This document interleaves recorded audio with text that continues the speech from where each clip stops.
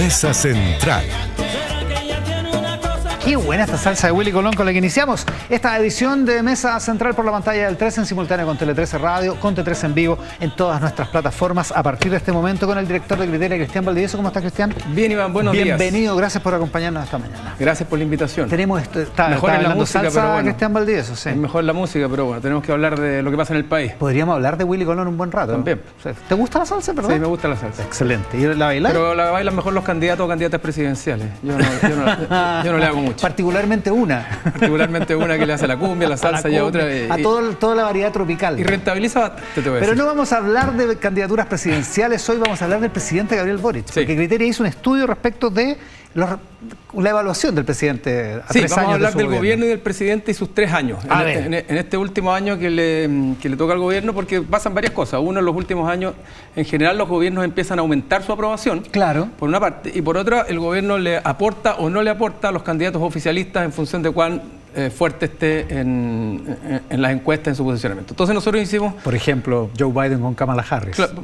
Que bueno, es el caso opuesto. No sé si es lo que querría escuchar el gobierno, pero es interesante porque fíjate que el gobierno ha sostenido 30% durante un buen tiempo, más sí, en torno al 30, 25, 30, 32%. Claro, con fluctuaciones lógicas, ¿no? Claro, pero ha sostenido algo muy, muy potente. Y en general, a esta altura, si el presidente se terminara con el 30%, terminaría mejor de lo que terminó el segundo gobierno del presidente Piñera, parecido a lo que terminó el primer gobierno del presidente Piñera, y no tan lejos de lo que terminó la presidenta Bachelet. Entonces, uno supondría que... El segundo gobierno. Uno supondría que si el gobierno hace las cosas medianamente bien y sigue las tendencias que ha habido en otros tiempos, el gobierno podría incluso mejorar respecto de lo que fue el segundo gobierno de la presidenta. Pero veamos el piso a los 3 años, primera lámina, respecto de la normalización del país, que es una parte del relato del gobierno. Exacto, digamos. Que de alguna manera el gobierno apostó a un relato que decía relación con que el país se había normalizado, ¿ya?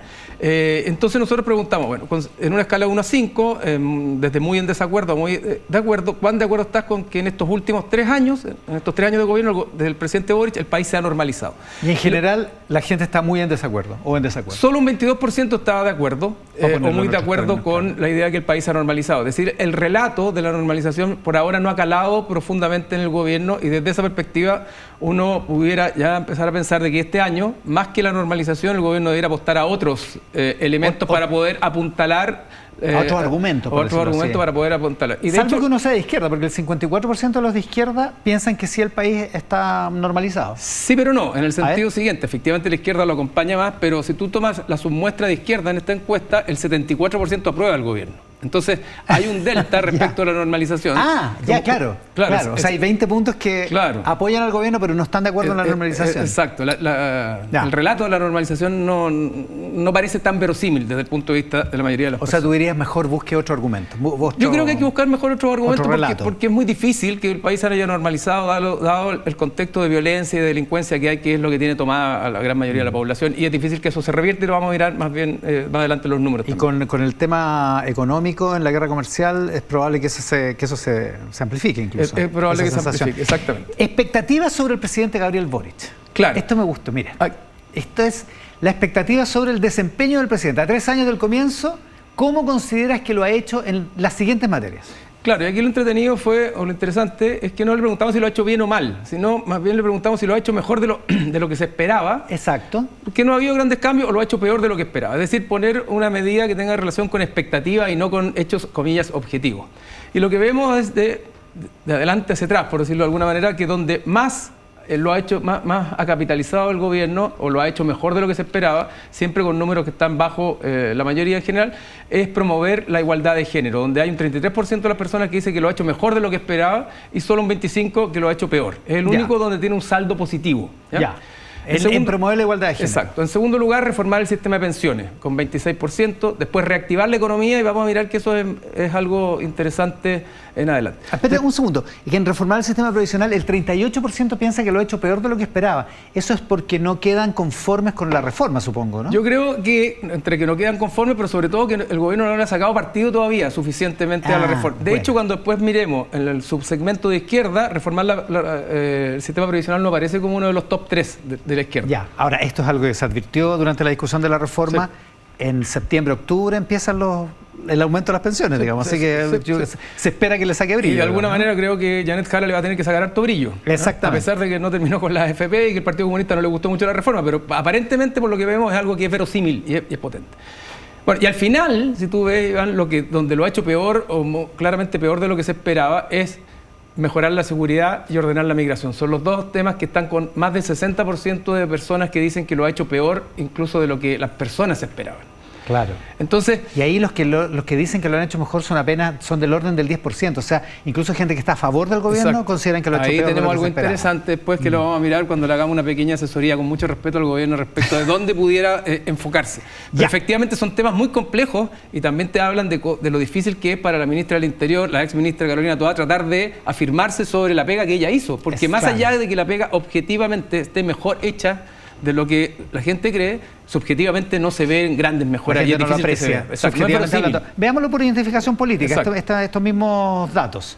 La siguiente lámina, top 3 por identificación política. ¿Cómo está ordenado esto? A ver. Claro, aquí son los top 3 por identificación política, entendiendo siempre que la derecha es mucho más crítica, pero ¿qué es lo que dentro de todo rescata? Mira, lo primero es que todos los segmentos, la izquierda, la derecha y los sin identificación política, valoran primero la igualdad de género. O sea, es algo que efectivamente el gobierno lo ha hecho mejor de lo que se esperaba en general y todos lo reconocen principalmente. Cuando hablamos de promover la igualdad de género no hablamos de puras cosas woke, pues, estamos hablando de igualdad de género. En Chile más de la mitad de la población son mujeres y por lo tanto es algo que genera mucha valoración en general la población, más allá de aquellas cosas identitarias. En un sentido, lograr que se paguen las pensiones alimenticias, por exactamente. ejemplo. Es una cosa de igualdad de género. Exactamente, y promover, ¿verdad?, que haya mayor participación de las mujeres en general, más allá de las cosas identitarias. Entonces es algo transversal. Después en la izquierda sigue reactivar la economía y generar más empleo y mejores sueldos. Es decir, el top 3 de la izquierda incluye la igualdad de género como tema medular, pero además una sensación de que la economía ha ido mejor de lo que se esperaba. Pero en la izquierda no aparece la reforma al sistema de pensiones. Y eso es interesante porque de alguna manera la izquierda aparentemente o no entiende o no lo valora, pero en lo grueso parece no enorgullecerse de la reforma del sistema de pensiones o el gobierno no le ha sacado brillo. Y el resto sí. Y el resto más. Mira, si tú ves la derecha, promover la igualdad de género sin duda, pero también reformar el sistema de pensiones. Claro. Y tercero, generar más empleo y mejores sueldos. Y en los sin identificación política, que es donde el gobierno podría crecer más en su aprobación, porque después vamos a ver que la derecha son bastante duros y la izquierda son, digamos, fanaticadas o hinchadas aseguradas. En los sin identificación también aparece, bueno, aparte de la igualdad de género, la reforma al sistema previsional. Y la reactivación de la economía. Hay algo ahí. Ya. Miremos las notas que obtiene el gobierno. Esta es la evaluación del gobierno. ¿Con qué nota evalúas el gobierno del presidente Gabriel Boric? Esto es de 1 a 7, ¿no? De 1 a 7, exactamente. ¿Y qué nota tiene? En los 3 años, y tiene un 3,4, que es una nota claramente negativa, que es roja en todos los grupos, en hombres, en mujeres, en distintos tramos etarios. No, con el 3,4 me dejan sin postre un mes. Claro, a no ser que sea el presidente de la República, porque ahí hay que respetar las instituciones. No, claro. Entonces tiene que comer el presidente de la República para subir su nota. En todos los grupos socioeconómicos, y excepto la izquierda, que obtiene un 4,9, en el resto de los grupos la nota es negativa. Esa es fanaticada bien fiel. Para tener un 4,9 hay gente que le pone un 7. Sí. Porque si no tiene ese promedio. Sí, exactamente. Impresionante. Entonces, este dato es un dato que es bien consistente con otras mediciones que hemos hecho. En general, habíamos visto que el gobierno no tiene una buena nota, pero nos permite ir a la última lámina, donde nosotros mezclamos dos cosas. A ver. Que son las evaluaciones del gobierno y las evaluaciones del gobierno y las personas identificadas con el centro o independientes, sin identificación política. Claro, aquí es donde viene la pequeña consultoría o asesoría gratuita, pero con respeto al gobierno. Tú le preguntas a la persona, ¿usted con quién se identifica? Con el centro o no me identifico con nadie. Exacto. Y agarráis a esas personas y les sacáis estas notas. Y las separo a estas personas entre las que le ponen buena nota al gobierno, personas que ponen entre notas 5 y 7 en azul, y las personas que le ponen mala nota al gobierno, personas que le ponen entre 1 y 4, ¿ya? Que están en rojo. Y que están en rojo. ¿Ya? Azul, no es muy azul, es medio morado. Medio morado, exacto. Okay. Pero sacamos de esta evaluación, por eso que decimos que es acá donde está el potencial espacio de crecimiento del gobierno, sacamos de acá a la gente que se identifica con la izquierda, porque suponemos que son bastante incondicionales, sacamos a la gente que se identifica con la derecha, porque son, digamos, detractores duros, y dejamos a la gente donde el gobierno podría crecer. Ya. Y dejamos a la gente donde el gobierno podría crecer y asumimos que donde podría crecer son en los no identificados políticamente, que son los más pendulares, y en los que se identifican con el centro. Con el centro, ¿ya? Y a esos dos mundos no identificados y centristas los separamos entre personas que evalúan al presidente en general en los distintos temas, ¿verdad? Promover la igualdad, etcétera, con notas 1 y 4, y aquellos que los evalúan con notas 5 al 7. ¿Y qué es lo que vemos, Iván? Es que en la promoción de la igualdad de género, ¿verdad?, hay una gran brecha entre quienes le ponen notas 5 y 7, o sea, buenas notas al gobierno y al presidente, y aquellos que le ponen mala nota. Es decir, se ve una suerte de correlación entre sentir o ver o constatar que el gobierno ha promovido la igualdad de género y ponerle mejores notas al gobierno.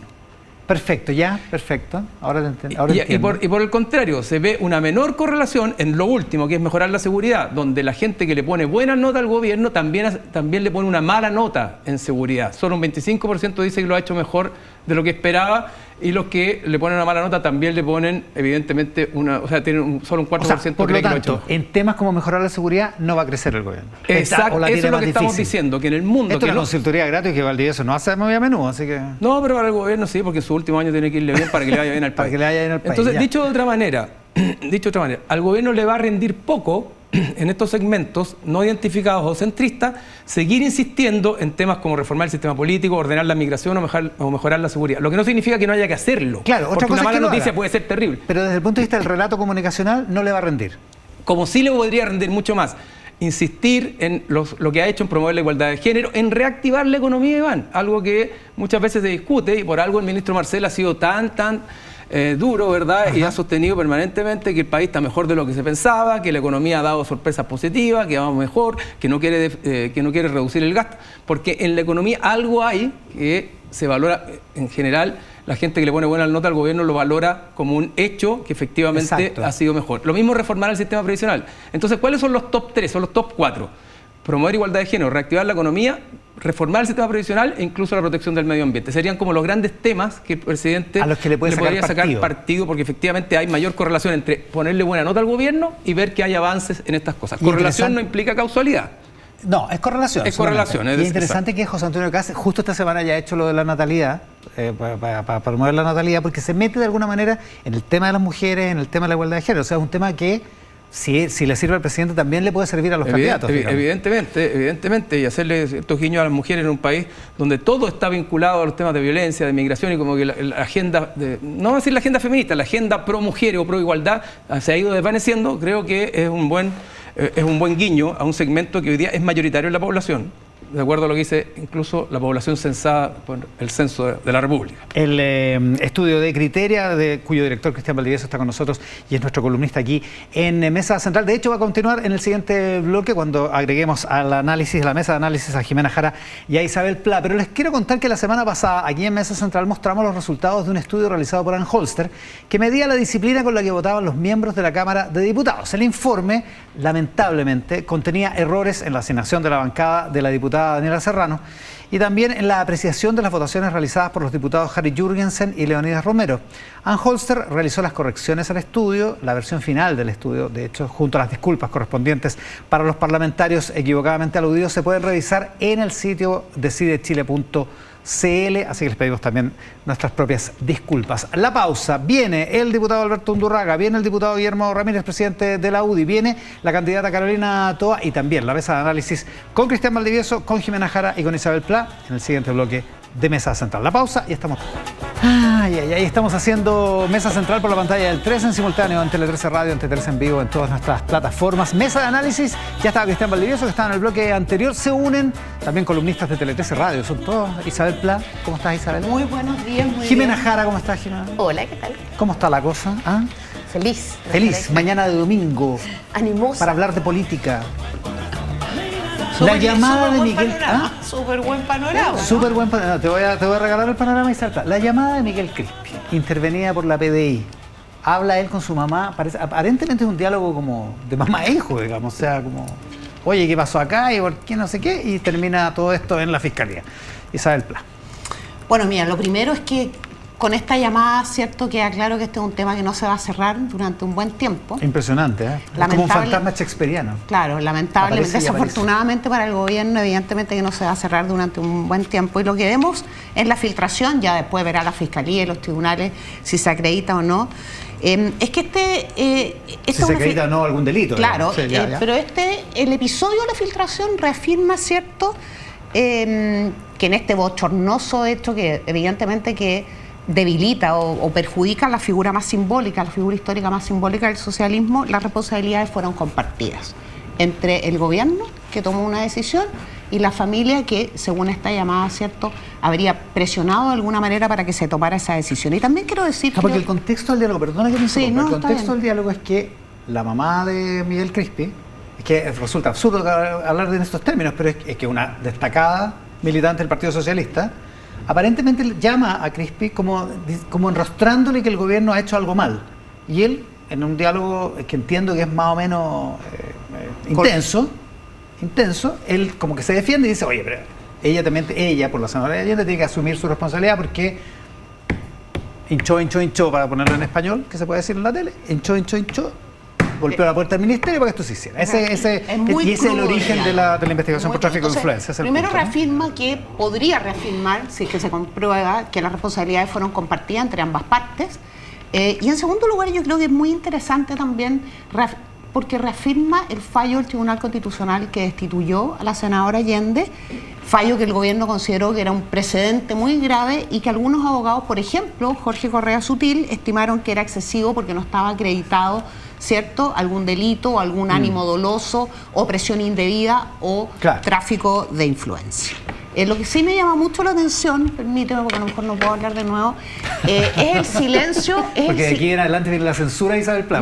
No, me llama mucho, yo creo que a muchos nos ha llamado la atención la reacción silenciosa del oficialismo frente a este hecho, porque en las últimas semanas hemos visto que se activan con mucha eficiencia para enfrentar a los candidatos de oposición, pero particularmente a Evelyn Matei, y llevamos ya casi 48 horas de esta filtración y sabemos poco, ¿cierto?, de lo que piensan los presidentes de los partidos políticos y para qué decir el propio gobierno. Bueno, algunos de ellos les vamos a preguntar hoy día. Última vez que habla Isabel Pla, entonces, Cristian Valdivieso, ¿cómo es esto? A ver, es cierto que la moneda no ha dicho nada. No ha hecho nada, pero por ahí escuché algunas declaraciones de algunos presidentes de partidos ya no dándole un apoyo cerrado a la senadora Allende. Así como hay que dejar que las instituciones funcionen. Empezamos con esa frase y por lo tanto... Bueno, es lo que dijo la presidenta de su partido. Sí, exactamente. Paulina Bodanovich. Y eso hace que de alguna manera la fuerza que tenía desde el partido se haya ido... disminuyendo. Y no, lo otro yo creo que de alguna manera vemos que nuevamente un conflicto dentro del gobierno estalla y no se soluciona bien por falta de manejo político, de entender de verdad, de tomarle el peso a los hechos y de terminar el desangre, de alguna manera, porque siguen apareciendo cosas y no se hace un control de daño en serio y profundo. ¿Cuál habría sido el control de daños que hubiera cortado esto? El control de daños viene mucho antes, Iván. Es decir, todos los problemas que ha tenido el gobierno, los grandes problemas del gobierno, son de alguna manera autoimpuestos. No es que haya venido un terremoto, una guerra de afuera y que eso haya... No, son autoimpuestos. El plebiscito del 2022, vamos a ganarlo y vamos a salir a comprometernos con el plebiscito. Se acabó el gobierno en una primera etapa por salir a abrazar el plebiscito. Los indultos. Todo mal hecho, todo mal pensado, con cuestionamiento de la ministra del Interior de la época, ¿verdad? Y con una jugada del presidente. Problemas del gobierno. Democracia viva, procultura, de nuevo, problemas internos del gobierno, mala gestión, baja anticipación.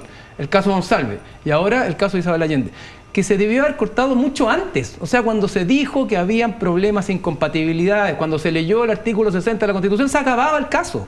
Y se siguió adelante. Entonces, el voluntarismo, las ganas y de pronto el deseo de que lo simbólico se imponga incluso sobre la realidad genera estos conflictos en el gobierno. Una cosa muy pequeñita, más que control de daños, control de legalidad. Cualquier cosa que impida que Jimena Jara hable le favorece a ella. Así que antes del control de daños, los gobiernos tienen que tener control de legalidad.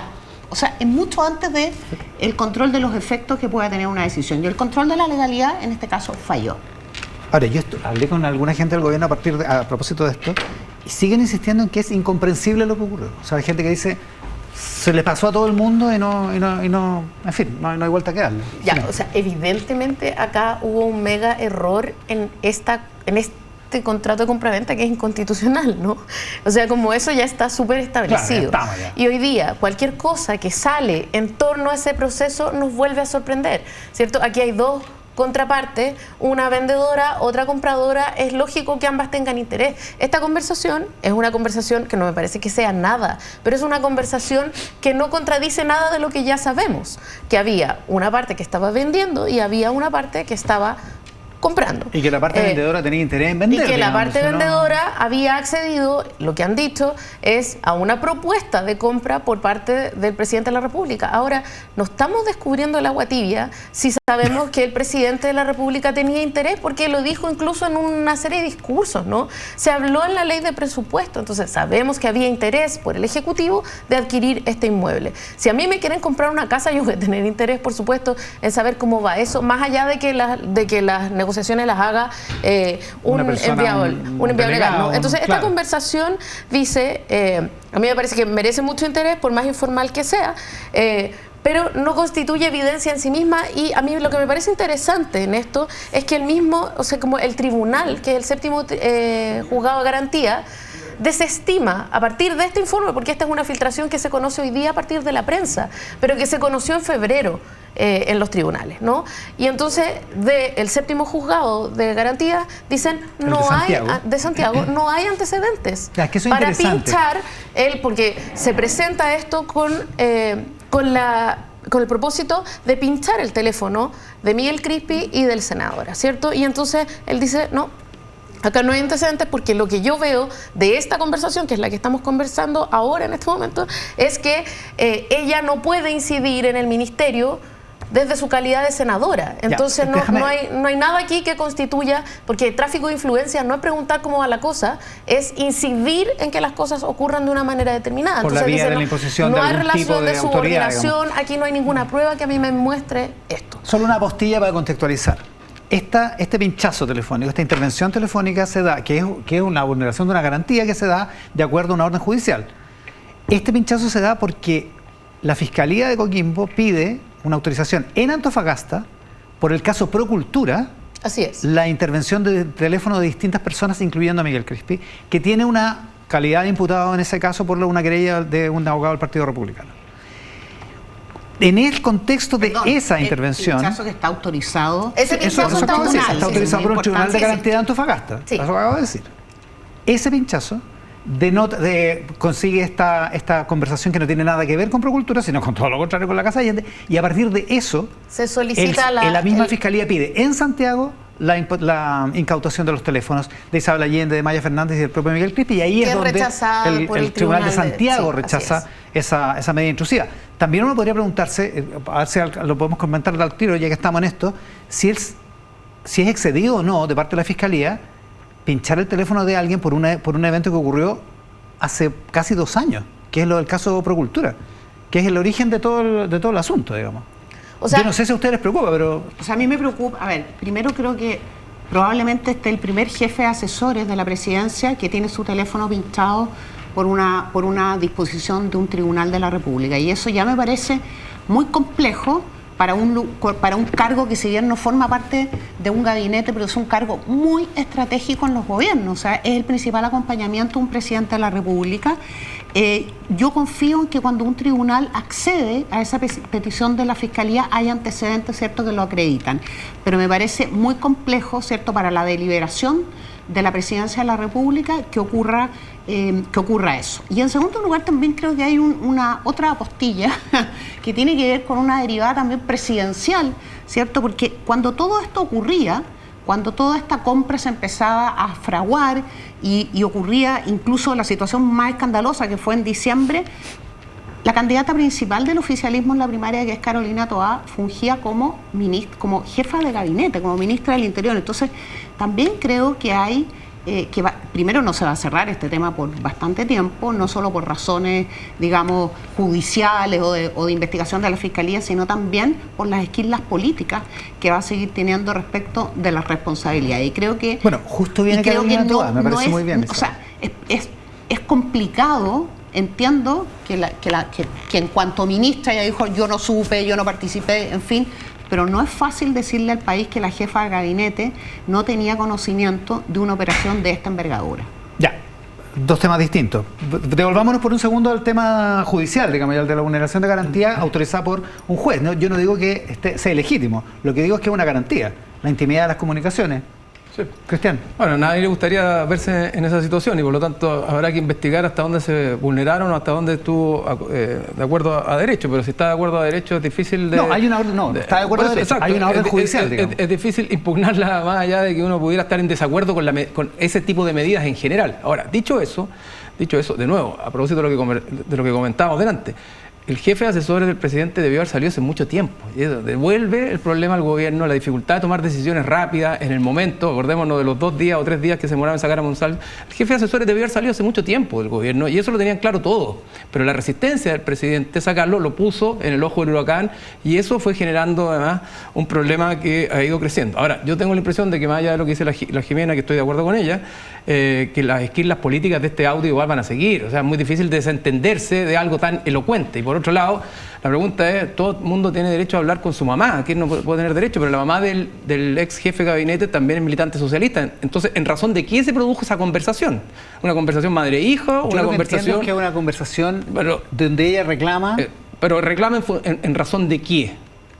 En el estatus de qué, de militante socialista, de que estaba preocupada por la senadora Allende, o sea, hay una... Eso, claro, sí, es que no le está diciendo, mijito, aliméntese mejor, le está hablando respecto de un tema que puede tener implicancias políticas. Es una discusión política. Es una discusión política, exactamente, y la pregunta es cuáles eran los intereses de eso. ¿Era solo una conversación entre ellos o había un interés de ella de apurar o de ayudar a la senadora Allende? Yo creo que eso queda abierto, inevitablemente. La conversación es después. Es cuando ya la casa ya no se compró. La conversación es de reclamo, eso es lo que es. Enero, calculamos. La ex embajadora Serrano le dice, ¿sabéis qué? Ustedes la están embarrando y cómo es que esta cuestión. Bueno. Ese es básicamente el inicio de la conversación, ¿no? Pero es una conversación compleja y él le rinde cuenta de alguna manera respecto de qué es lo que pasó. Y en esa rendición de cuentas, lo que queda dando vuelta es que, o sea, es evidente que la senadora quería empujar la compra o apurarla o incidir. Si él ahora dice... ¿Sí? Si él ahora dice que no dijo lo que dijo, bueno, tenemos a Chechuriano que también dijo que no había dicho lo que había dicho, pero bueno, si él dice que no dijo lo que había dicho, bueno, habrá que evaluarlo. Pero si lo que está ahí es el interés y el empuje, ¿verdad? Y la presión de la senadora, bueno, esto va a quedar dando vuelta un buen rato. No, lo dicho está, digamos.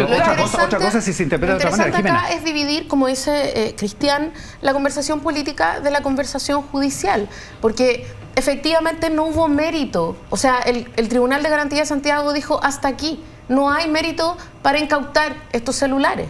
O sea, yo no veo tráfico de influencia. Es lo que él dice. Juez de garantía, y él dice para este juez, ¿no? Y, o sea, él es muy claro en decir para este juez dice, no. Para este sentenciador. Muy elegante. Es muy bonito, sí.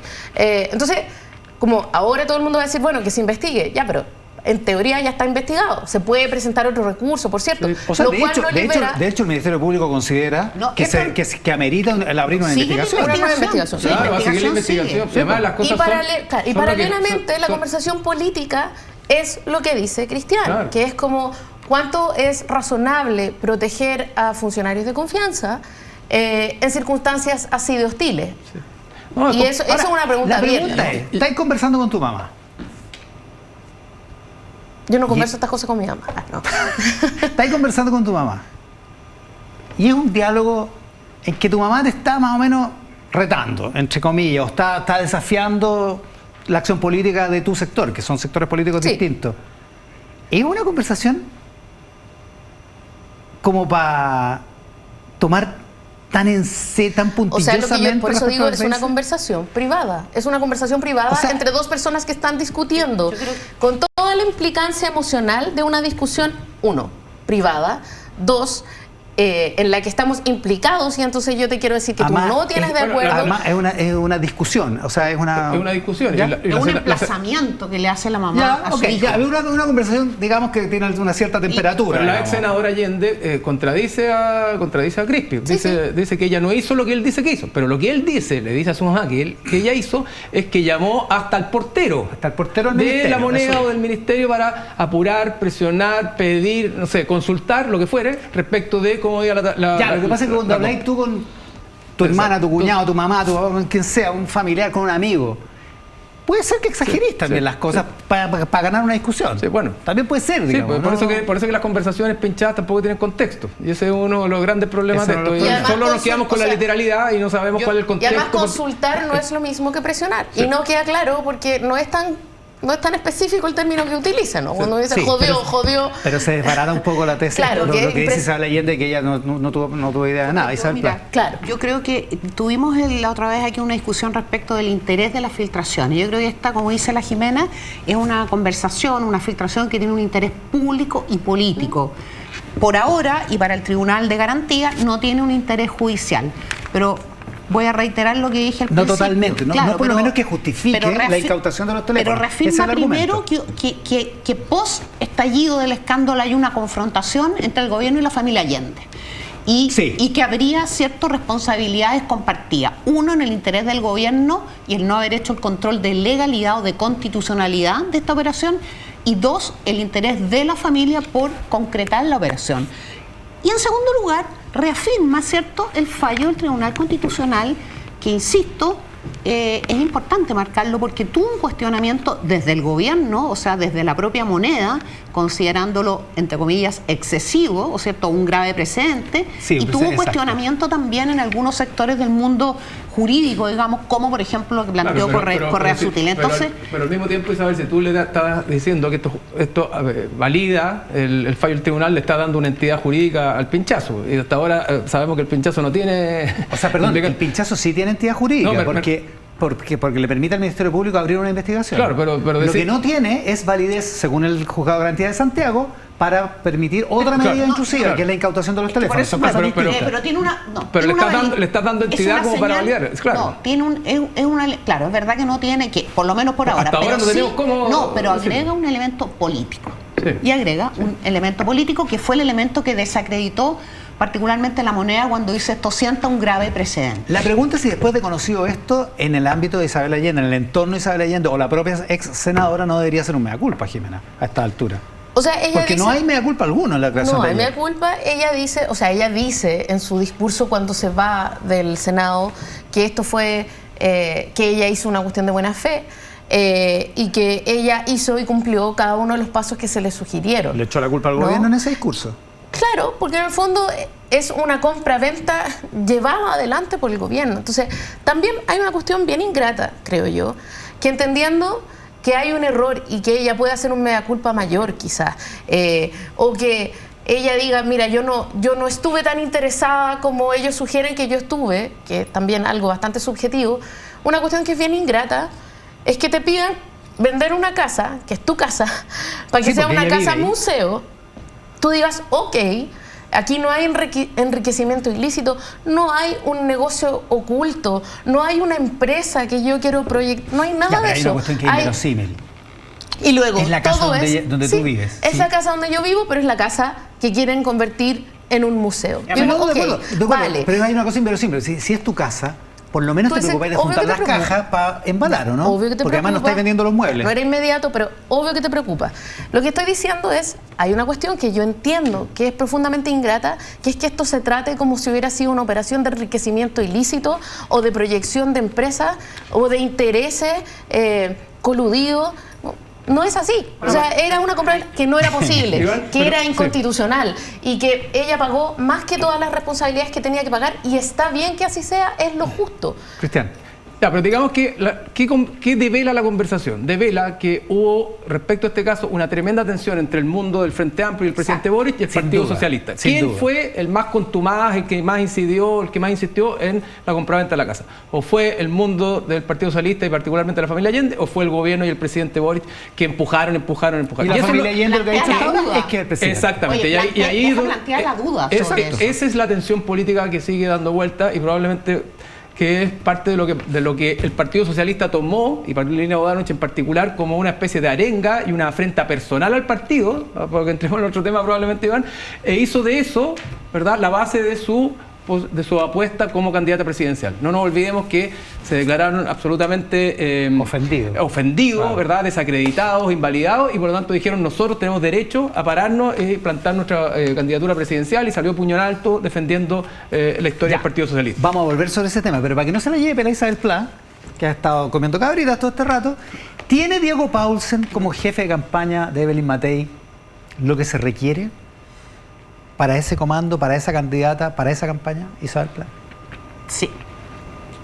yo quiero, pero me interesa partir un poquitito más atrás, porque creo que hoy día es el último día de una buena semana, y tiene que ver con la nominación de Diego Paulsen. Una semana en donde Evelyn Matei demuestra su carácter, que yo creo que es una de las ventajas comparativas. Jimena Jara tiene cara de escepticismo. No, yo creo que es una de las ventajas más importantes en general para una mujer en política y en particular de Evelyn Matei. O sea, creo que esta fue una semana que mostró el carácter de Evelyn Matei, ¿cierto? Primero dijo, golpe de timón, no voy directo a primera vuelta. No importa lo que le ofrecía Checho Irane. El timón cerró, golpeó ni Chaguán, ni etcétera, golpeó la mesa y dice, yo voy directo a primera vuelta, tengo este apoyo, honestidad, porque dice, la primaria hubiera tenido sentido si hubiera sido representativa de la unidad, ¿cierto? O sea, con las principales cartas de la derecha, y eso no fue posible, y nomina a Diego Paulsen, que es un militante de Renovación Nacional, que ha sido el presidente de la Cámara de Diputados más joven de la historia. En efecto. Es un sub-40. Y creo que en esa presidencia de 2 años, el año 2020 y el año 2021, Diego Paulsen mostró competencia, mostró liderazgo en tiempos muy complicados. Y no lo pudieron votar, ¿eh? Muy complicados para la política. O sea, les quiero decir que estábamos en plena pandemia, en pleno tema de los retiros. En el parlamentarismo de facto. Todavía con parlamentarismo de facto, todavía con espacios, ciertos esquilas del estallido. Y creo que Diego Paulsen reúne todas esas características, entre otras cosas porque es una persona, un liderazgo que genera confianza en todo el espectro de Chile Vamos y en los independientes que acompañan, y eso también es muy importante para una candidatura presidencial. Entre paréntesis, hubo una buena entrevista en el reportaje del Mercurio de Paulsen. Creo que es la primera entrevista escrita. Y además, la semana... Que tuvo bien dársela al Mercurio. La semana cierra también. La semana cierra también, o sea, además de decir voy a primera vuelta, más de reconocer que la primaria no tenía sentido nombrar a Diego Paulsen, forma un consejo asesor que me parece que era algo que necesitaba con mucha fuerza esa candidatura para darle una densidad más allá de la coyuntura. Jimena Jara explica su cara de escepticismo. No, yo, o sea, como creo que es una lectura posible, una lectura súper optimista de la semana de Evelyn Matei, hay que decirlo, y del último mes también. Y claro, yo coincido en que Evelyn Matei tiene mucho carácter. El problema justamente es que con mucho carácter hace cosas muy contradictorias entre sí.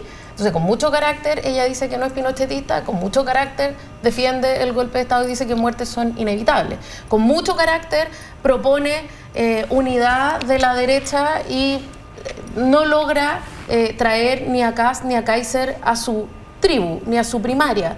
Entonces, ya completamente sin sabor su posible primaria, con mucho carácter, invita a Chaguán, a Cruzcoque, a Checho Irane a una primaria de emergencia y totalmente instrumental, y luego con mucho carácter dicen, ¿saben qué? No me interesa. Entonces, lo que hubiera estado bueno es si hubiera ganado Checho Irane esa primaria. El problema me parece a mí... Por lo menos nos habríamos divertido. El problema me parece a mí no es que tenga o no tenga carácter. El problema es que no tiene una decisión sobre para dónde quiere guiar su estrategia electoral. Y entonces me parece que eso es de la mayor urgencia, porque hoy día tenemos una derecha, una ultraderecha que está avanzando a buen paso, que tiene un corte muy autoritario. Y Evelyn Matei, que se plantea como acuerdista, ha oscilado hacia la derecha radical para pelearle esos votos. Entonces me parece que hay una oscilación que muestra una ansiedad que le está pasando la cuenta. Entonces, bueno, ojalá Diego Paulsen venga a ordenar ese mono, pero... Lo dudo, dices tú. O sea, es difícil, lo dice hoy día un montón de gente del comando de Evelyn Matei, dicen, es difícil controlarla porque ha sido muchas veces autoridad y porque tiene carácter. Cristian Valdés. Sí, a ver, yo creo que entre otras cosas las últimas semanas han sido bien malas fueron bien malas para Evelyn Matei porque estaban mirando un escenario de una eventual primaria del mundo de la derecha, ¿ya? Y de alguna manera ese escenario lo hacía tener, ¿verdad?, salidas de libreto que iban más allá incluso de lo razonable, e incluso de lo que después se ha dicho, de lo que pensaba, ¿verdad?, y del track que tenía la misma candidata Matei. El escenario cambió desde el momento que no hay primaria de la derecha y tengo la impresión de que Diego Paulsen en ese sentido es un muy buen vocero, eventualmente, bueno, ya es, para Evelyn Matei porque le permite tener una conversación más hacia el centro. Evelyn Matei ahora ya no va a estar con su quilla mirando siempre a la derecha, porque ella va directamente a primera vuelta. Y cuando va directamente a primera vuelta, ella sabe, o debe entender, que hay ciertos votos que no le van a ser propios, ¿verdad? Esa derecha más dura, más pinochetista, que ya tiene un par de candidatos ahí para votar, José Antonio Cazzo y Johannes Cáceres, y ella tiene que ver cómo ir a mirar un poquitito más al mundo del centro, de la centro-derecha, que es un mundo menos politizado, menos ideologizado, y en eso creo que Diego Paulsen es un buen vocero. Ahora, dicho eso, y corto, la conversación, por lo menos por lo que sabemos en la prensa, con Diego Paulsen no es producto de las malas semanas, de las últimas malas semanas de Evelyn Matei. Venían conversando con él hace varios meses atrás y por lo tanto, de alguna manera, la disposición que tenía la candidata siempre fue a mirar de alguna manera a un mundo con el que se podía dialogar, un mundo más de centro-derecha, más propenso a los acuerdos, etcétera, más que apostar a una radicalización de su campaña. Yo encuentro que a propósito de ese video que está ahí, estaban cosificando a Diego Paulsen todas las señoras que lo encontraban estupendo. Ahora, evidentemente, le puede faltar cierto tonelaje político, pero no me imagino que habrán otros militantes o personas de los partidos políticos que van a darle ese tonelaje. Alrededor de Matei. Claro. Oye, alcancemos a hablar de Paulina Bodanovich. ¿Qué crees tú? ¿Se baja o no se baja Isabel Pla? Oye, pero perdón, yo puedo agregar algo pero cortito, para que alcancemos a hablar de otro, porque si no, que a pesar de todo, ¿cierto? De la mala semana, efectivamente mala semana, de las cadenas nacionales que hace el oficialismo contra Evelyn Matei, etcétera, Evelyn Matei sigue liderando las encuestas hoy día. Efectivamente. Y eso es algo que me parece que es muy interesante y yo creo que el oficialismo fantasea a veces con una segunda vuelta sin Evelyn Matei, en donde tal vez cree que le sería más fácil, ¿cierto?, derrotar a alguno de los otros candidatos de derecha. Sin perjuicio de eso, eso está bien difícil, incluso en ese escenario. Después de la franja publicitaria, Isabel Pla, no, perdón, pero son datos, ya. ¿Tú crees que se papeles, baja, como dice el ministro Cordero, papeles. Oye, mira, ¿se baja o no se baja? Que está muy complicado lo de Paulina Bodanovich. Yo creo que problemas que tiene hoy día Paulina Bodanovich. Uno, las figuras más emblemáticas del socialismo no la están respaldando. Ricardo Lagos aparece con una foto muy elocuente respaldando a Carolina Toá. Y luego ha ocurrido un hecho que ha pasado medio pielo en la semana, pero dice mucho, que es el retiro de la imagen de Michelle Bachelet en una gráfica de Paulina Bodanovich. Duró poco rato eso. Esta semana, y ese es un hecho que dice muchísimo, ¿cierto? Que dice que por de pronto el entorno de Michelle Bachelet no quiere que esté su figura respaldando a la candidata del Partido Socialista. Tiene un segundo problema electoral también. Tenía la posibilidad de que el Partido Radical la apoyara, ¿cierto? El Partido Radical ayer dice vamos a apoyar a la candidatura de Carolina Toá. Eso en el interior del socialismo no es baladí. Fíjate que el Partido Radical tuvo en concejales mejor resultado que el Partido Socialista. O sea, es una máquina electoral que puede contribuir. Y funciona. Y creo que lo más importante y lo que probablemente está pesando hoy día en la reflexión que hace la senadora Bodanovich es que el Partido Socialista se arriesga a quedar, ¿cierto?, como el culpable de una eventual derrota si la división de votos en esta primaria, ¿cierto?, favorece o facilita la elección en la primaria de una candidatura oficialista menos competitiva que Carolina Toá para llegar a primera vuelta y menos competitiva también en segunda vuelta. Entonces, creo que además de los temas electorales y de los apoyos de los emblemáticos, creo que hay un análisis que tiene que ver más con el mediano y el largo plazo en la posición que va a quedar el Partido Socialista. Y para cerrar, yo creo que esa candidatura se explica nada más que en el clima, creo yo, más tendiente a un sentimiento de posible derrota, ¿cierto? Y en ese sentimiento de posible derrota, a la posibilidad que ve el Partido Socialista de quedar en una posición de liderazgo en una eventual oposición. ¿Jimena? Mira, ¿Es militante de socialista? Soy militante. ¿Tú eres militante del Partido Socialista? Lo soy. Creo que hay dos conversaciones aquí juntas. Una es qué está ocurriendo con el socialismo democrático. Y yo creo que es innegable que cualquiera que esté en el socialismo democrático desearía tener solo una candidatura. Y lo dije en la radio, lo digo hoy día nuevamente, esa candidatura, de las dos candidaturas del socialismo democrático, hay una que está mucho mejor aspectada que la otra y lo lógico es que esa sea la candidatura que vaya hasta el final, porque si no, la otra está restándole fuerza. Sí, a todo esto, Paulina Bodanovich no aparece en ninguna de las encuestas. Entonces, esta es una de las conversaciones, pero la conversación en total es sobre las primarias. Y a mí me parece que se nos pierde a veces en la conversación sobre si se baja o no se baja Paulina Bodanovich, que el oficialismo tiene primarias y tiene unas primarias con 4 candidatos súper competitivos. Paulina Bodanovich de ellos es la menos competitiva, esa es la realidad. Entonces, a mí me parece que el camino propio no es un camino bueno generalmente. Muchas veces los partidos políticos han intentado un camino propio. En la elección pasada el PPD fue por su lista propia, no le fue bien. Pero es un riesgo que se toma en función de definiciones probablemente identitarias e ideológicas. Más allá de lo que yo piense que el socialismo democrático debería ir unido en la misma primaria, a mí me parece relevante que haya primaria, porque tampoco podemos entender como una tragedia. O sea, ¿qué clase de alianza es esta si solo estamos en una alianza para que el socialismo democrático gane, y si no gana el socialismo democrático entonces no hacemos nada? O sea, hay una voluntad oficialista de ir en un mismo bloque, de ir en un mismo proyecto político, que a mí me parece mucho más relevante que hoy día las dificultades que hay en el socialismo democrático. Entonces quisiera que eso no saliera de la mirada, más allá de que yo querría, obviamente, que fuéramos en una misma candidatura como sector. Cristian. A ver, yo diría que paradójicamente hasta antes de Paulina Bodanovich, Carolina Toá empezó a instalarse la idea de que no crecían las encuestas y que estaba estancada. Entra Paulina Bodanovich y el posicionamiento de Carolina Toá pasa a ser que es la más competitiva de todas. Yo hoy día creo que no hay ninguna discusión respecto a quién es la candidata más competitiva del oficialismo. Ahora, es cierto que no ha crecido. Es cierto que no ha crecido. 8 o 9 puntos, ¿no? Pero Paulina Bodanovich no ha despegado. Y ella hace una semana dijo, no, lo que pasa es que me midieron muy temprano, pero bueno, las encuestas de hoy día son elocuentes, no ha despegado Paulina Bodanovich. Entonces yo creo que aquí el problema lo tiene fundamentalmente el Partido Socialista, porque Carolina Toá es evidentemente hoy día la más competitiva, uno, y dos, al no haber una primaria en la derecha, eso favorece potencialmente a Carolina Toá, porque ella puede ir a por ciertos votos del mundo del centro incluso derecha, hay gente que va a salir a votar porque quiere salir a votar y va a encontrar una candidata que es la que más está mirando hacia el centro. Entonces el problema lo tiene el Partido Socialista, porque el riesgo que tiene fundamentalmente es salir cuartos en esa primaria y quedar en una posición muy incómoda de cara a negociar cualquier cosa en adelante. Y lo que partió como algo bastante identitario, como decía Isabel, respecto a la candidatura socialista, puede terminar en la lógica de que fue un capricho personal de la presidenta del partido. Yo veo muy complicado el escenario por los datos duros. No crece, no despega, e incluso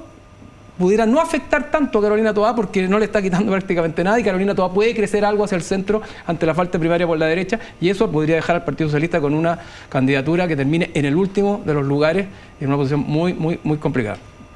Ya verán ellos lo que hacen. Isabel. Sí, yo creo que es bien importante. A ver, yo comparto, la Jimena ha dicho algo que es muy relevante, y es muy relevante que la derecha lo mire. O sea, ¿cuál es la gracia de las primarias de la izquierda?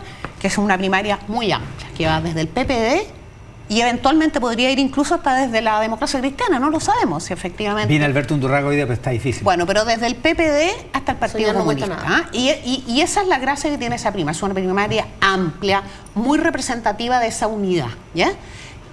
Ahora, las primarias son un instrumento que tiene entre otros propósitos, además de la participación, la definición democrática, etcétera, tiene un propósito muy instrumental, que es llegar a la primera vuelta en la mejor posición para tener el mejor resultado del sector. ¿Estamos de acuerdo en eso? Y evidentemente que no todas las cartas, no todas las candidaturas en la primaria de la izquierda tienen ese atributo de llegar en mejor posición. Es evidente que la que tiene mejor posición, primero porque ha tenido tal vez una mejor performance, tiene más alto nivel de conocimiento, pero también porque tiene una capacidad de llegar a otros sectores, es Carolina Toá. Lo dicen los números, lo dice el ambiente, lo dice, en fin, el clima político que se está viviendo. Y por eso me sorprende positivamente la honestidad que tiene la Jimena para decirlo, porque yo sé lo que es ser militante de un partido político, sentir que se está cometiendo un error, claro, y enfrentarse a decirlo o no decirlo. Hoy día tú lo has dicho, porque el error que está lo que está planteando la Jimena es un tema de posicionamiento estratégico y político del socialismo democrático, entendido el socialismo democrático entre el PS y el PPD. Yo me acordé anoche de una cuña, de una declaración de Francisco Huenchumilla a fines del 2021, después de la elección presidencial, cuando él dice: hemos roto el eje entre la democracia cristiana y el Partido Socialista. Y esto es como una segunda etapa de aquello. Sí, Huenchumilla reclamaba y veía con preocupación, ¿cierto?, que se había quebrado el eje histórico, claro, porque el PS entre el PS y la democracia cristiana, que era el que le había garantizado gobernabilidad a la concertación. Y esto yo lo veo también como una segunda etapa de romper otro eje, que era el eje del socialismo democrático, Partido Socialista, PPD, que aún siendo partidos muy distintos, tenían almas muy complementarias, ¿cierto? Respecto de esa visión de sociedad. Es compleja que no la es mi situación. visión de sociedad, pero lo miro desde el punto de vista como observadora. Es bien compleja la situación para el PS. Yo creo que, o sea, yo en eso desdramatizaría. La política da para mucho y en el largo plazo, cuando hemos ido separados, como esa vez que el PPD fue en su propia lista, luego hemos vuelto a trabajar juntos. Esa fue la lista para el Consejo Constitucional, sí, ¿cierto? Y en las elecciones pasadas, el PS fue aparte de Apruebo Dignidad. Y hoy día están en el gobierno. En las elecciones, en las elecciones 2021? presidenciales, sí. Las presidenciales, sí. Sí, entonces no hubo primaria. Eso fue más grave. O sea, iban porque con, ahí la detrás de Diana Proboste, iban exacto. Ahí la fractura fue primero estas primarias no oficiales entre Paula Narváez y Yasna Frabasta. Y Carlos Maldonado. Y Carlos Maldonado. Y luego, esta vez podríamos haber tenido, porque el tensionamiento desde la democracia cristiana para que el socialismo democrático y la democracia cristiana vayan en un tipo de primaria y la izquierda, como digamos Frente Amplio y Partido Comunista, vayan en otra primaria, existe. Y esa es una posibilidad que fue desechada. O sea, esta fractura es una fractura, yo no tengo ningún lado, no soy inocente. Creo que va a haber heridas que va a haber que restañar y va a haber conversaciones incómodas, más de alguna. Pero en este mundo nada está dicho, o sea, como vamos a seguir trabajando juntos, vamos a seguir siendo parte de las mismas campañas. Cristian Valdés, antes de que nos vayamos. Dos cosas. Hoy día sale la encuesta panel ciudadano de la UDD, sí, ¿verdad? Y Paulina Bodanovich marca 1 punto, 1%. Entonces, claramente no ha crecido, o sea, lo mismo que sacó la encuesta de la semana anterior. Y tú andas por el 8. Claro, ¿no? Exactamente, pero además aparece en una posición más competitiva. Aquí lo que tiene que buscar el oficialismo es el candidato que pueda efectivamente pasar a segunda vuelta. La debacle total del oficialismo, de la izquierda, de la centroizquierda, sería que pasaran 2 candidatos de derecha, algo que no es totalmente improbable. Diría yo incluso que es tan probable como improbable. Estamos en una moneda al aire. Entonces, eso es lo que tiene que buscar en una primaria alta, amplia, convocante, masiva, que supere la convocatoria que tuvo la primaria el presidente Boric, que sacó movilizó 1.700.000 personas y que genere un escenario que efectivamente cambie las cosas. La pregunta y en esa es, lógica hay que apostar, que si yo fuera oficialista, por quien efectivamente puede permitir un paso a segunda vuelta, porque de lo contrario, la debacle va a ser muy, muy grande. La pregunta es, ¿lo conseguirá nuestra siguiente invitada, la candidata del Partido Radical, del Partido Liberal y del PPD, Carolina Toa? Depende de tus preguntas. Oye, no, depende de su respuesta. Ya lo último, antes del corte. Lo último, yo quiero saludar a Carabineros, cumple 98 años, Carabineros de Chile. Y también recordar, ¿cierto?, que no se nos olvide que hace un año conocimos ese crimen muy estremecedor, tal vez la noticia más importante del 2024 y la más triste, con el crimen de los 3 carabineros en Cañete, y han pasado cosas positivas a partir de eso, entre otros que los culpables o los imputados están, ¿cierto?, 4 de ellos al menos. 4 de ellos, sí, en prisión preventiva. Buen recuerdo. Gracias. Así que un saludo a quienes nos cuidan. Saludo a Carabineros. Saludos. Cristian Valdivieso. Jimena Jara dice, prefiere guardar silencio. No, bueno, saludo a Carabineros. Viene con un color de verde. Sí. Vengo con un tipo, tú dices que vengo como homenajeando. Un poco. Sí, también el trabajo del Ministerio del Interior en esa época, ¿no? Que logró también coordinarse bien por la persecución del... Y a la ley Naim también, ¿no? Que le permite a los carabineros poder hacer su aquí trabajo. cada uno saca Pocas veces he visto un panel que lleve más agua para su molino. Ya. Y Cristian Valdivieso, muchas gracias por estar esta mañana de domingo. A la vuelta de la pausa con la candidata presidencial Carolina Toa aquí en Mesa Central. Luego el presidente de la UDI, Guillermo Ramírez, y también el presidente de la DCI, candidato presidencial Alberto Undurraga. Todo eso pasa en Mesa Central por el 13 en simultáneo con Tele 13 Radio, T13 en vivo y todas nuestras plataformas. Con la candidata presidencial del PPD, del Partido Liberal y desde ayer del Partido Radical, Carolina Toa, esta mañana aquí en Mesa Central. Carolina, muchísimas gracias por la gentileza de estar acá. Buenos días. Gracias por la invitación, Iván. Buenos días. Partamos con un tema que es de la coyuntura, que no es necesario, no es propiamente presidencial, pero ¿le sorprendió el que se haya filtrado una llamada telefónica intervenida del ex jefe de asesores del presidente cuando todavía estaba en su cargo y que de alguna manera responsabiliza a Isabel Allende del caso de la compra de la casa de su padre? Voy a responder, Iván, sin duda la pregunta, pero no puedo empezar este programa sin recordar que hoy se cumple un año desde el atentado que le costó la vida a 3 carabineros, además en el Día de Carabineros.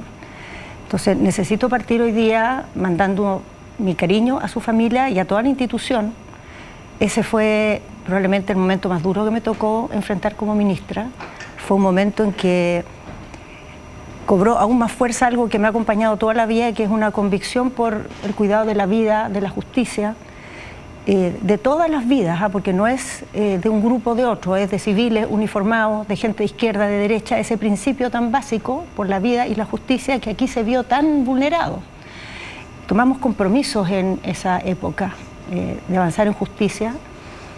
Se han detenido ya todos los involucrados en ese atentado, el último que estaba prófugo hace como poquitas semanas cayó, y en esa dimensión creo que lo que se comprometió se ha ido cumpliendo, pero la parte más importante del homenaje que hay que hacer a Carlos Cisterna, que hay que hacer a Sergio Arévalo y a Misael Vidal, es que esos hechos no se repitan en nuestro país, es que hagamos todo lo necesario para que las personas estén todas cuidadas, y en eso tenemos una tarea pendiente. Hemos tenido muchos esfuerzos, yo he participado de ellos, pero tenemos mucho por hacer y todos estamos comprometidos con eso, y yo en lo personal es una causa que no voy a soltar en mi vida. Ya en un sentido, ya que... Y vamos a ir con el otro tema, no le hagamos el quite, pero ya que partió por eso, ¿es de alguna manera pivotal el acontecimiento? Porque todos estamos de acuerdo en que se trata de un crimen deleznable, atroz, cruel, de muchísima crueldad.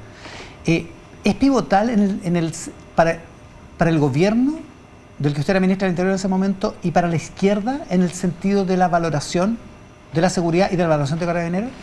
O sea, yo creo que fue un hito muy importante, pero no fue el único ni el primero. El año anterior, en esa misma fecha, hubo 3 muertes de Carabineros también en el plazo de 3 semanas. Y ahí fue cuando se hizo el anuncio, que se ha cumplido plenamente, del incremento estructural de fondos para la seguridad. En esa fecha también se hizo la agenda de Fast Track en el primer año. Esto fue el segundo año. Y eso implicó reforzar esa agenda con una segunda etapa, y yo creo que cada uno de esos momentos ha permitido también un sentido más fuerte como de urgencia, especialmente en el tema legislativo, que normalmente la tramitación de los proyectos toma mucho tiempo, y en el periodo que me tocó a mí, solo el periodo de ministra, yo creo que el gobierno van a hacer muchos más, se lograron aprobar 68 leyes. Entonces sí fue un impulso importante, pero diría que no fue el primero y que hubo varios, porque episodios graves ha habido un número relevante. Probablemente. Se lo pregunto porque hay un sector del oficialismo que pasó de la sospecha permanente de pensar que Carabineros salía a la calle a violar los derechos humanos, principalmente, y que había que refundar la institución, a pasar a un apoyo decidido como el que usted está expresando ahora, digamos. Sí, bueno, yo creo que hay sectores que tenían ese tipo de planteamiento, y yo creo que ¿Usted nunca es una mirada... No, nunca he tenido esa mirada, ni siquiera en dictadura. O sea, quiero recordar que en dictadura, cuando ganó el no, la primera marcha que hicimos por la Alameda incluyó abrazos a Carabineros. Reencuentro con esa institución que es del pueblo chileno y que por un tiempo fue usada para atentar contra el pueblo chileno. Y cuando terminó la dictadura, eso se terminó. Otra cosa es que Carabineros sea una institución que tiene falencias, que comete errores, que hay personas que cometen abusos, pero nunca he pensado que Carabineros es una institución que no es del pueblo de Chile. Pero efectivamente hemos pasado por esos discursos, ha habido ese tipo de planteamiento, y creo que dentro de las cosas que han pasado en los últimos años, que han tenido cosas dolorosas, costos y también frustraciones muy grandes, como los 2 procesos constitucionales, una cosa buena es que esa mirada ha quedado atrás. Y hoy se entiende que Carabineros de Chile es una institución que entre todos tenemos que cuidar y que hay que mejorar, porque ciertamente tiene desafíos, no es una institución perfecta, pero es una institución valiosa y que los chilenos y las chilenas queremos mucho. Ya, volvamos al punto el de Miguel, sí me sorprendió. O sea, lamentablemente ya ha sido recurrente que se filtren conversaciones que se conocen en el marco de procesos judiciales. Lamentablemente y gravemente, creo yo. Desde ese punto de vista no es algo tan sorprendente, pero el contenido de esa conversación ciertamente preocupa y sorprende. Ahora, es importante, Iván, tener presente que es parte de una investigación, y la investigación tendrá que develar, y creo que los actores políticos tenemos que aprender a ser mucho más cautos respecto a sacar conclusiones tan rápido de las investigaciones. Hay que dejar que sigan su curso, y yo espero que eso además sea pronto, por un bien, digamos, del país, de hacer transparencia en este hecho. Esta conversación... La senadora ha dicho que ella cree que esos dichos merecen una aclaración, y la investigación es la que tiene que hacer la aclaración. Y hay una aparente contradicción en eso, se lo pregunto en su calidad de ex ministra del Interior, porque la conversación, incluso aunque esté sacada de contexto, da cuenta de que esto aparentemente era un tema en el gobierno, o por lo menos se sentía así. ¿Usted nunca se enteró de nada? ¿Miguel Crispi nunca se lo mencionó? Mire, si esto era un tema en el gobierno, Lo que puedo decir, yo era ministra del Interior. Nunca estuve en una reunión, nunca nadie me llamó por este tema, nunca supe que hubiera un atraso, que hubiera una oportunidad, que hubiera nada en esta materia. Pero Nada. sabía que se estaba comprando la casa. O sea, se sabía así como, porque incluso había discutido en el Parlamento, pero nunca me tocó estar en ninguna reunión de trabajo ni gestión relativa a este tema. Solo 2 cosas más sobre esto. ¿Usted cree que el presidente tiene responsabilidad en todo este proceso y en el error que se cometió? A ver, los presidentes tienen un sistema, hay una institucionalidad que se encarga de la legalidad de los actos. No es el presidente el que tiene que hacer esa digamos, definición. Para eso hay una línea, hay organismos, hay instancias que tienen esa función, no el presidente personalmente. Para eso tiene asesores, equipos particulares que se encargan de esa materia. Y lo último, sobre este punto, las garantías constitucionales afortunadamente tienen el Estado de Derecho como resguardo, digamos, y en este caso hay una orden judicial que permite el pinchazo telefónico, la intervención telefónica y la vulneración de la intimidad. ¿Pero le parece razonable que el Ministerio Público haya intervenido el teléfono de Crispi casi 2 años después de que se ocurrieron los hechos por el que se estaba haciendo esa intervención, que es el caso Procultura? Creo que es algo que requiere una aclaración, porque de donde entiendo, la razón por la cual se hizo esto con Miguel Crispi es por el caso Convenio, por su rol como subsecretario de Desarrollo Regional. Exacto, en el caso cosa que Procultura. terminó el año 2022. Entonces, ¿por qué seguían escuchándose conversaciones de él años después? Yo creo que es algo que la Fiscalía debiera aclarar, porque efectivamente llama mucho la atención. ¿Merece una aclaración, Yo creo que requiere una aclaración. de parte del Ministerio Público? Volvamos a la política y a su campaña. El Partido Radical la proclama como su candidata. Dicen que el pay de limón que les ofreció el otro día la directiva fue muy fundamental. ¿Lo cocinó usted? No. Soy cocinera, pero ese no me puedo atribuir falsamente ese pay de limón. Pero hubo varias conversaciones, la verdad, y al final el Partido Radical decidió tener en conjunto con la directiva y representantes de región, era una delegación bastante amplia, una conversación directa, tanto con Paulina Bodanovich como conmigo, y ese fue el día del pay de limón, pero hubo un camino recorrido antes de eso. Y es muy importante, estoy muy contenta con eso, Iván, porque han sido varias cosas que han ido pasando. Ya no somos un partido, somos 3, y somos 3 partidos que no solo una suma de siglas, sino que partidos que compartimos valores, una mirada de país, no un conjunto de banderas, es de ideas por las que estamos trabajando, y eso se ha sumado, que ha habido un apoyo importante y un arco muy amplio, muy valioso de economistas que se sumaron a mi campaña. El expresidente Lagos se manifestó por la campaña, pero más importante que eso es lo que ha ido pasando, que es más invisible, pero creo que es lo más relevante. Cuando recorremos las comunas, cuando vamos a las regiones, estamos con dirigentes sociales, dirigentes sindicales, profesores, dirigentes de juntas de vecinos, deportivos, porque creo que hemos ido generando la idea de que aquí hay una mirada de lo que viene hacia adelante que puede devolvernos esperanza y puede devolvernos cohesión, unidad como país. Ahora, desde la izquierda, pero con una propuesta de unidad para el futuro que la necesitamos hace tiempo. Igual subyace un riesgo, se lo voy a poner en palabras del diputado radical, a propósito de los radicales, Alexis Sepúlveda, que dice: si el socialismo democrático va dividido, que es la situación actual, entonces Janet Jara o Gonzalo Vinter tienen más posibilidades de ganar, y eso significa ninguna posibilidad de ganar la presidencial. Uno siempre en las elecciones puede imaginarse escenarios que le serían más favorables. Yo lo que he aprendido es que en las elecciones hay que competir con el escenario que hay. Y en el escenario que hay, creo que vamos a poder mostrar una propuesta que tiene más posibilidades de ganar a la derecha, que tiene más capacidad de construir gobernabilidad y que tiene una visión clara hacia adelante y condiciones para ponerla en marcha desde el primer día. ¿No le parece? Ponerla en marcha con equipos, con capacidad de lograr acuerdos, con capacidad de hacer gestión, que son necesidades muy importantes. Creo que eso va a primar más que las definiciones que tomamos de las candidaturas de los partidos, sobre todo si la primaria es convocante. Mientras más gente vote, más relevante va a ser el tema de los liderazgos y lo que se propone. Si fuera chiquitita y fuera solamente un tema de los aparatos de los partidos, eso sería lo que dominaría. Pero yo apunto a que sea más grande. Que sea más grande. Para que sea más grande, de todas maneras, ¿no es un riesgo para el socialismo democrático? ¿Existe el socialismo democrático a propósito, a partir de esta división? O sea, mira, yo creo que el socialismo democrático no es una idea de aparatos políticos haciendo orgánicas. ¿Ah? Son ciertos valores políticos. Claro, que representan a un mundo del electorado. Un mundo político, y que cuando uno se pone a mirar cuáles son las ideas detrás de las que está la historia del Partido Socialista. El Partido Socialista cumplió 92 años hace unos días, lo conmemoraron el viernes. Y ahí hay una historia de qué ha hecho el Partido Socialista, por qué se ha jugado, cuáles han sido sus valores, sus programas, al lado de quiénes ha estado. ¿Usted entiende y por de esa qué? historia nos sentimos parte. El Partido Radical es aún más viejo. Sí. Y tiene una historia de dónde ha estado. Y el Partido Liberal nuevecito, el PPD intermedio, y ahí hay una gran consistencia, hay mucha, digamos, confluencia. Eso para mí es el socialismo democrático. Estén juntos, menos juntos, o más o menos juntos los partidos, la importancia de esas ideas es lo que me mueve a mí en política. ¿Y usted entiende la lógica política detrás de la decisión del PS? Creo que no me corresponde a mí analizar eso, Iván. Es una decisión que tiene todo el derecho a hacer el Partido Socialista. Nosotros no hemos intervenido ni vamos a intervenir. Yo asumo que las candidaturas que se inscribieron, o sea, que se ¿cómo se llama?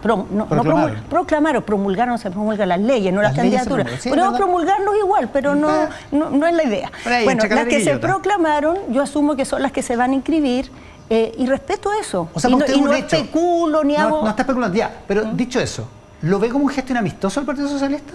No, veo que es una decisión de ellos por razones que ellos son los que tienen el rol de dar sus razones y las ponderaciones que hicieron para llegar a esta decisión. Pero como es una decisión legítima, yo me dispongo a salir de esa agenda y a jugar en la agenda de hablarle a los chilenos y las chilenas que están esperando un presidente o una presidenta.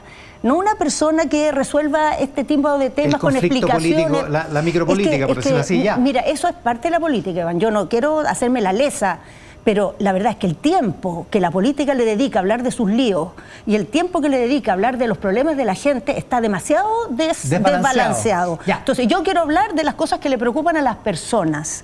Y ahí tener el espacio para decir qué estoy viendo, qué estoy proponiendo, qué he recogido en esta campaña. Ya, vamos a hablar de esas cosas, una última cosa sobre micropolítica. ¿Usted le ha pedido a su partido, al PPD, que adelante, que mejore la oferta, que negocie con el Partido Socialista en la lista parlamentaria de modo de solucionar este impasse de dos candidaturas en primaria? Mira, cuando salí del gobierno, una de las primeras cosas que hice fue decirle a mi partido que yo no iba a participar en las negociaciones ni de la primaria ni de la lista parlamentaria, pero que ellos tenían que afanarse porque para nosotros era fundamental. Primero, que hubiera primaria, porque en esa fecha no estaba todavía claro. Segundo, que estableciéramos cómo iba a ser. Tercero, que viéramos cómo eso se iba a compatibilizar con la conversación parlamentaria que está sucediendo en paralelo. Y yo he confiado en esas gestiones que el PPD ha hecho y que ha sido muy activa en hacerla. Ha hablado con todos los partidos, ha hecho reuniones, ha hecho intercambios, no una, sino varias. Pero en el caso del PS no ha fructificado. No, pero a ver, no ha fructificado en el sentido de que no hay una sola candidatura, pero ha fructificado en el sentido de que hay una primaria, ha fructificado en el sentido de que está abierta una conversación parlamentaria donde la idea es construir la máxima unidad. Ha fructificado también en el sentido de que todos entendemos que no podemos quedarnos solo con la alianza de gobierno y tenemos que encontrar un camino de convergencia con la DC. Y bueno, en el camino se irán provocando convergencias, queda mucho todavía por delante, muchas oportunidades para que esa confluencia se dé. En una entrevista en el diario El País, en la edición chilena del País de hoy, una entrevista de Rocío Montes y de otra periodista que acabo de olvidar el nombre, pido disculpas. Si uno quisiera hacer continuidad de lo que este gobierno es equivalente a decir entonces no vamos a hacer gobierno. Esa es la verdad. Y eso coincide con lo que algunos ven como su intento de desmarcarse o desligarse del gobierno en estas últimas 2 semanas. Sí, pero yo creo que a veces desde los medios de comunicación, cosas que son matices o debates se toman como quiebres y polémicas tremendas. Y en esto no hay una polémica. Hay distintas candidaturas que ponen distintos énfasis. Puede haber legítimamente candidaturas que dicen proyecto mi oferta de gobierno como una continuidad. Yo la proyecto como otra etapa, no como un quiebre, tampoco como una mera continuidad. Hay muchas cosas avanzadas que hay que cuidar y que algunas candidaturas de la derecha amenazan con echar atrás. Entonces, nada de eso. Pero es una etapa distinta, que tenemos que hacernos cargo, ni hablar de cómo ha cambiado el panorama en el mundo, de cómo ha cambiado el clima en el país, y ni hablar del hecho de que el gobierno actual ha sido un gobierno que no ha logrado construir mayoría. Y aquí vamos a trabajar por construir mayoría, la pregunta por ir más allá. Eso es, ¿cuán distinto es? Porque en ese mismo lugar, el presidente hace el 2022, en octubre, noviembre del 2022, la única entrevista política que ha dado en este programa, en este periodo, dijo otra cosa con guitarra, reconociendo que había habido un aprendizaje y que había que, por lo tanto, a partir de la no construcción de mayoría, cambiar algunas cosas que después han tenido su propia elaboración política. La pregunta es cuán distinto es entonces su proyecto de gobierno del proyecto original del presidente Boric y del que finalmente se constituyó. Bueno, es distinto porque a esta altura, Iván, yo podría decir que soy guitarrista. He sonado tanto la guitarra que no puedo, no tengo, usarla, claro. No tengo la posibilidad de pasar por esa, digamos, dar esa vuelta. Estoy asumiendo un gobierno que desde el primer día tome decisiones, saque adelante iniciativas, tenga resultados, tenga equipos, tenga competencia en la gestión. Que se haga cargo de que después de lo que pasamos desde el estallido de los dos procesos constitucionales, Chile ha dicho a gritos que quiere acuerdos, que quiere cambios, pero con sentido de gradualidad, que no quiere que nadie se lleve la pelota completa, quiere que hagamos transversalidad, que nadie quiere refundar Chile, pero tampoco quiere que nada cambie, quiere que muchas cosas cambien, y eso creo tener condiciones para hacerlo. Tener condiciones porque lo he probado en este tiempo y porque además lo creo profundamente. O sea, no es algo que hago de mala gana. La pregunta es lo hago entonces... porque veo, mira, déjame decirte esto brevemente. Los gobiernos últimos que hemos tenido, todos han hecho aportes, todos han logrado cosas, pero hay una cosa que no hemos logrado, que es volver a sentirnos en un proyecto nacional, en un proyecto de país, en que haya cosas que estamos empujando, que tenemos claro, por ejemplo, y tenemos un entendimiento de cómo vamos a echar a andar una nueva etapa de mayor impulso al crecimiento, de cómo nos vamos a hacer cargo con entendimientos amplios, más allá de las agendas legislativas que logramos aprobar, de una estrategia de Estado, de sociedad en materia de seguridad. Que nadie nunca más diga que vamos a poder resolver los problemas sociales solamente recortando cosas o reduciendo el Estado, sino haciéndolo funcionar mejor. ¿Y cómo hacemos eso para un Estado que funcione mejor? No solamente defenderlo de los que lo quieran achicar o decir que esto se resuelve achicándolo, porque eso no es verdad. ¿Cómo lo mejoramos? Esas cosas requieren una transversalidad y no hemos logrado construirla, y yo me propongo en un gobierno encabezado desde la moneda por mí, que eso sea lo que cambie en la próxima etapa. Ya, la pregunta es ahí. ¿Se puede lograr la transversalidad cuando ni siquiera aparentemente al interior del oficialismo hay un consenso sobre eso? Usted en la entrevista del País dice, Chile no quiere ser Nicaragua, Chile no quiere ser Venezuela, Chile no quiere ser Cuba, pero hay una parte del oficialismo que probablemente sí quiere, no sé si Cuba, pero sí quiere una cosa mucho más centralizada, una cosa de mucha mayor participación estatal. Hay una parte del oficialismo que no cree en el crecimiento. Eso también existe. Entonces, ¿cómo llegar a un acuerdo sobre el crecimiento cuando hay una parte del oficialismo que no está de acuerdo? A ver, los acuerdos, las ideas que ganan liderazgo en la sociedad, las que construyen mayoría, no son ideas unánimes. Va a haber voces disidentes respecto de cualquier entendimiento amplio que tengamos. Pero yo te aseguro, Iván, que la centroizquierda, la idea de que el crecimiento es importante, la idea de que Chile no debe parecerse a Nicaragua y que una economía centralizada no es el camino al desarrollo, es abominablemente mayoría.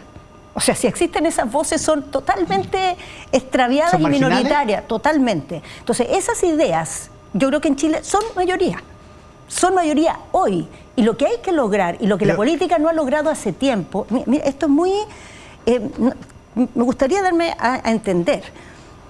Tú en una misma sociedad puedes encontrar temas y formas de aproximarte a ellos que fracturan, que dividen y que dejan la dispersión total. Y en esa misma sociedad puedes encontrar maneras de enfrentar esos temas de formas que generan encuentro, mayoría y caminos compartidos. Lamentablemente la política ha estado en el primer juego y no en el segundo, de buscarle siempre la vuelta para no estar de acuerdo, de buscarle siempre la vuelta para decir que el otro se equivocó, que el otro no lo hizo bien, que no tiene derecho a criticarte. Bueno, yo creo que eso ya estamos cansados de eso. Y el espacio para el otro existe, hay que aprovecharlo. La pregunta es por qué los votantes tendrían que creer un proyecto suyo, o un proyecto gobernado por usted, liderado por usted, cuando usted, después de la primaria, si gana la primaria, en la primera vuelta y en la segunda vuelta le va a pedir votos a gente que piensa, como la candidata Janet Jara, que Cuba es un sistema democrático distinto. O como dijo, para poner unas palabras de Nicolás Cataldo, del ministro de Educación, que parece una corrección a eso, que tiene un sistema político distinto, pero legítimo. Hay una diferencia sustantiva en eso, ¿no? En eso hay una diferencia, ciertamente, pero a ver, ¿cómo vamos a pedir votos? En primer lugar, vamos a pedir votos después de haber ganado la primaria. Y de tener un liderazgo para la centroizquierda ratificado democráticamente. Y vamos a pedir votos no planteando una idea abstracta, teórica, de un rollo que tenemos, sino que algo que está alojado en el sentido común y que después de lo vivido en los últimos años es también un deseo de la población. Quizá un deseo que la política pocas veces alienta, pocas veces deja salir porque está en esta otra pelea. Pero en esta campaña vamos a estar en la pelea para que salga ese sentimiento, para que salga ese sentido de amor a Chile, de creernos el cuento, de que podemos resolver nuestras cosas, de que podemos ponernos de acuerdo. Y además lo hemos demostrado. Si con todas las dificultades en este periodo se lograron acuerdos muy improbables, el previsional, el del royalty, el del Ministerio de Seguridad, el de la deuda histórica, el de las pensiones de alimentos, cosas que por años se trataron y no se pudieron. Así que cuando uno está decidido, le pone ganas y tiene flexibilidad mental, se puede. Pero en las cosas más esenciales, usted misma acaba de hablar del crecimiento.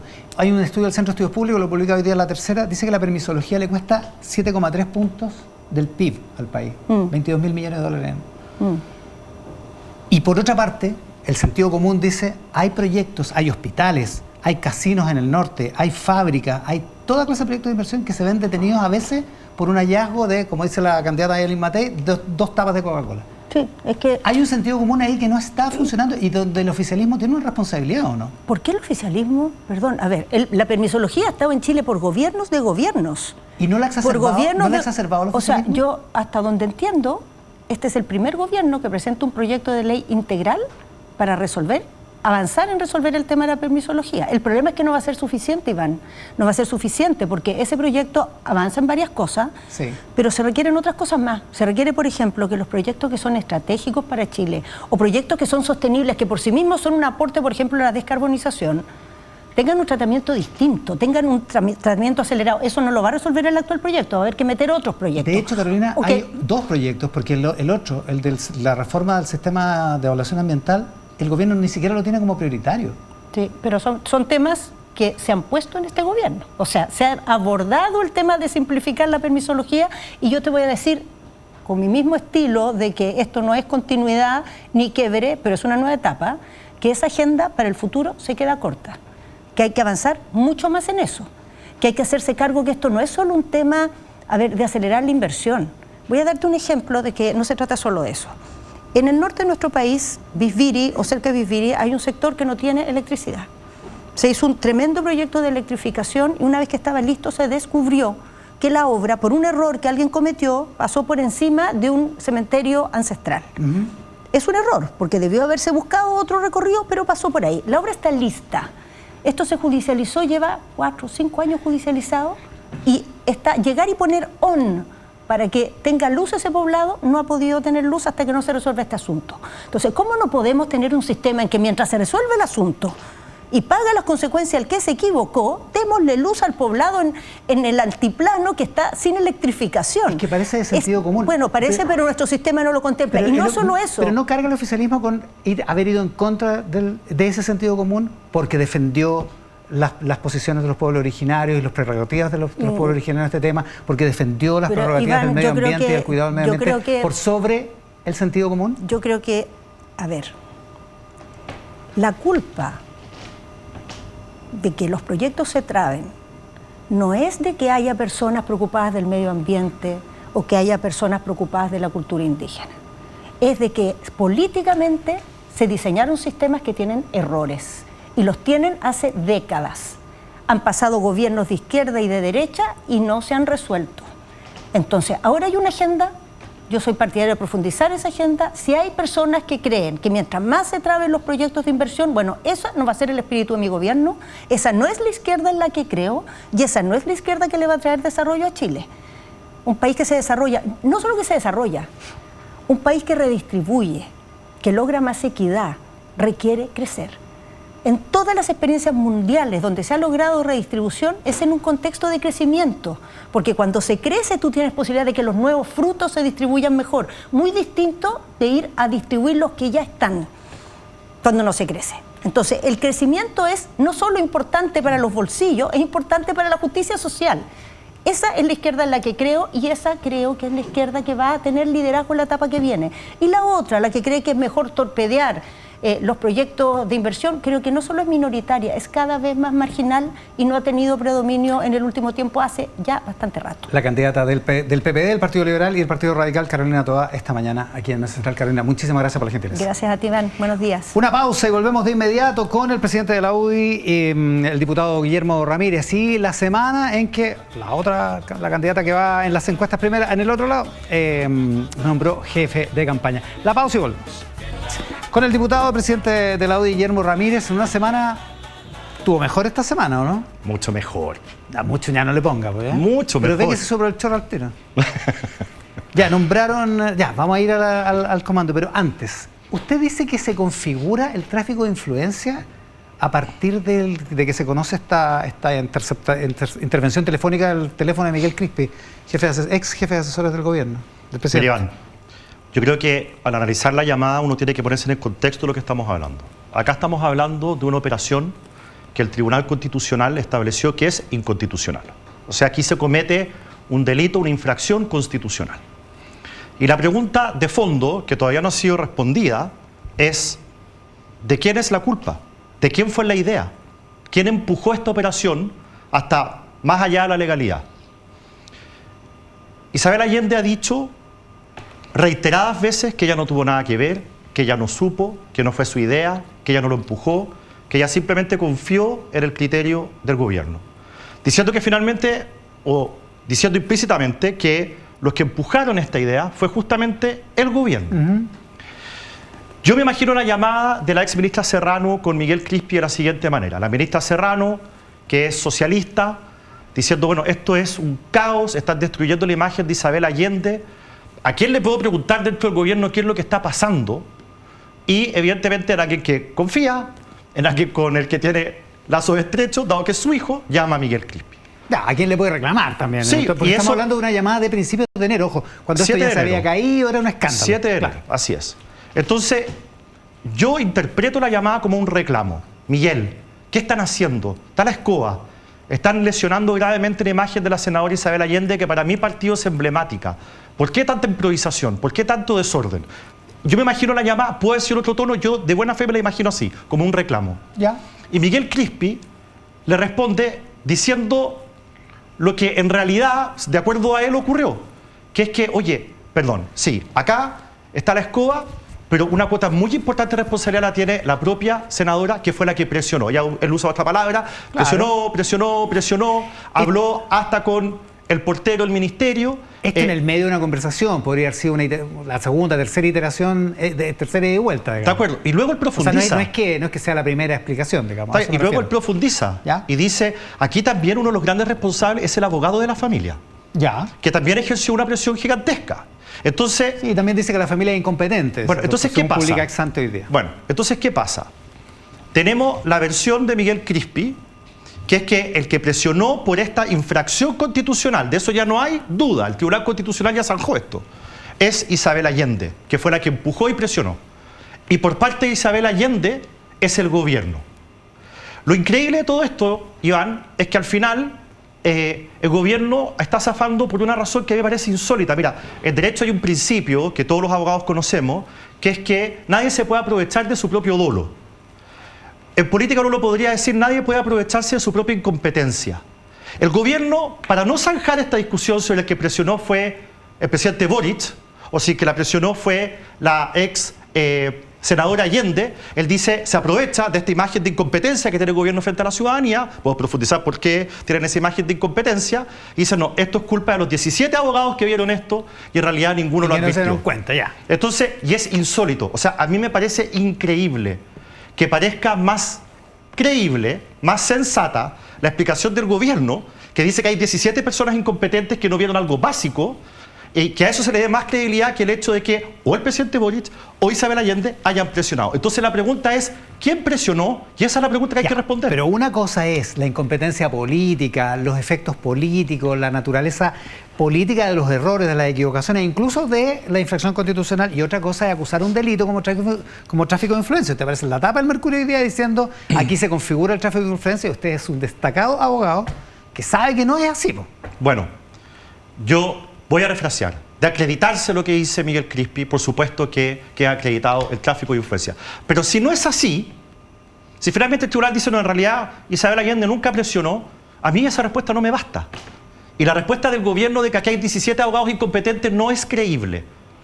Yo creo que el Ministerio Público tiene que investigar quién fue el que presionó y quién es el responsable, que finalmente va a ser el responsable último de este delito constitucional que está acreditado y que está zanjado por el Tribunal ¿Y Constitucional. para usted quién fue? Yo creo que un hijo, por lo menos a esa edad, y hablando de cosas no personales, no le mienta a su madre. Yo tengo la impresión de que Miguel Crispi dice la verdad. En una conversación privada ¿Y que con su madre no tenía ninguna razón ni incentivo para mentir. ¿Y que hubo interés de Isabel Allende? Ahora, otra cosa es si se configura el tráfico de influencia, pero que había interés de la senadora, en ese momento senadora Allende. A mí siempre la explicación de la senadora Allende me parece inverosímil. Ella vivía en la casa, iba a tener que entregarla, iba a tener que hacer las cajas con su ropa y sus muebles, y siempre ella sostuvo que no sabía nada. El mismo abogado nombrado ¿Eso por le la parece inverosímil? Inverosímil. El mismo abogado nombrado por la familia esto apareció en múltiples medios, presionó, lo cual no es ilegal para nada, pero presionó para que el monto que pagara el fisco por la casa fuera mayor. Sí, entonces, como 100 millones de pesos de diferencia. Entonces uno dice, bueno, el abogado tenía un mandato, va, pide que le paguen más plata, cierra el negocio, es el abogado de la familia. Isabel Allende sigue insistiendo en que ella no sabía nada. A mí de verdad me parece inverosímil, y es bien increíble que el presidente de la UDI esté defendiendo al presidente Boric, porque si no es ella la responsable, es él. Hay algunos sectores de derecha que no lo encuentran tan increíble, pero bueno, No fue divertido eso. Una última cosa sobre esto. La candidata Carolina Toá acaba de decir que el Ministerio Público debería dar una explicación de por qué se pincha el teléfono, se interviene el teléfono de una persona en el marco de un caso que ha ocurrido 2 años antes, donde esa persona ya no tiene el cargo por el que más o menos está involucrada en un caso, que es el caso Procultura. ¿Le parece que el Ministerio Público debería explicar por qué considera necesario esa vulneración de la intimidad? O sea, que está garantizada por un juez, a todo esto. Esa es toda la respuesta. El Ministerio Público puede pedir lo que quiera. ¿Puede pedir lo que quiera? Lo que quiera, pero es el juez finalmente el que decide si la petición es o no es razonable, proporcional, pertinente. De hecho, el Ministerio Público... O sea, habiendo control de un juez, ¿usted le parece digo que lo que quiera, Público... me refiero a las cosas que puede pedir de acuerdo a la ley, por supuesto. Claro, lógico, pero ¿lo que quiera incluyendo esto? ¿Cómo? ¿Incluyendo esto? La intervención telefónica de un ciudadano... El Ministerio Público pide la intervención telefónica en marco de un caso distinto, como usted bien sabe, que es el de Procultura. Estaba siendo muy cuestionado Miguel Crispi por su rol anterior como subsecretario de Desarrollo Regional. Exacto. Y en ese sentido, cargo que había le dejado pinchan, un año y medio perdón por la antes, expresión un poco académica, le pinchan el teléfono y el Ministerio Público en ese contexto conoce de una conversación que podría ser constitutiva de tráfico de influencia. Sí, eso es todo. ¿A usted le parece que está correcto? Ya, sí. Y luego la Fiscalía pide la incautación del teléfono de Isabel Allende y de Miguel Crispi, y ahí el juez de garantía dice no. Eso ya es mucho. Otro juez de garantía. Otro juez de garantía dice no, ya. Entonces, está bien, la Fiscalía pide ciertas medidas intrusivas, algunas se conceden, otras no, así funciona nuestro sistema judicial. O sea, no tendría que dar una explicación, como dice Carolina Toá, el Ministerio Público. O sea, el Ministerio Público tendrá que, eventualmente en una formalización o en un juicio, establecer o comunicar cuáles son los resultados de esa medida intrusiva, que a veces son de gran utilidad y a veces no. Y de nuevo, eso es parte del proceso judicial. Ya. Usted dice que han tenido una semana mucho mejor. Sí. ¿Cuál va a ser el rol de...? Qué bueno que me invitó esta semana y no la anterior. Es que parece que invitamos, pero nadie quiso venir la semana pasada. No me invitaron. El rol de Diego Paulsen en el comando. ¿Qué es lo que viene a hacer como jefe de campaña? ¿Viene a ordenar? ¿Viene a impedir que se cometan errores como andarle ofreciendo primaria a Checho Irane? ¿Cuál es el rol? Diego Paulsen es una persona que tiene un gran poder ejecutivo, es una persona que se ha dedicado al mundo privado con gran éxito, lo que hace pensar o suponer de manera bastante razonable que es muy bueno en materia de gestión, pero además es un tipo políticamente muy hábil, Iván. Mira, cuando él llegó a la presidencia de la Cámara de Diputados, te prometo que lo que te voy a decir es verdad, él llega como el presidente más joven de la Cámara, producto de una división de la izquierda. Yo personalmente pensé en un contexto en que estábamos con una izquierda muy ruda contra el gobierno del presidente Piñera, en un contexto de estallido, de pandemia, en donde de verdad el ambiente político era denso y muy agresivo. Yo pensaba que Diego Paulsen iba a durar en el cargo de presidente de la Cámara entre 1 y 2 semanas. De hecho, hay una pared en la Cámara de Diputados donde están los cuadros de todos los expresidentes de la Cámara. Entonces, está el primero, que desde el retorno a la democracia, que es Viera Gallo, y uno se da cuenta ahí abajo que duró 4 años. Y así, porque así era al principio. Sí, después hay otros con 2, después muchos con 1, ahora ya vamos en 8 meses o algo así, 9 meses con el pacto de la izquierda. Yo decía, acá va a estar Paulsen colgado no solamente como el más joven, sino como el que duró menos tiempo.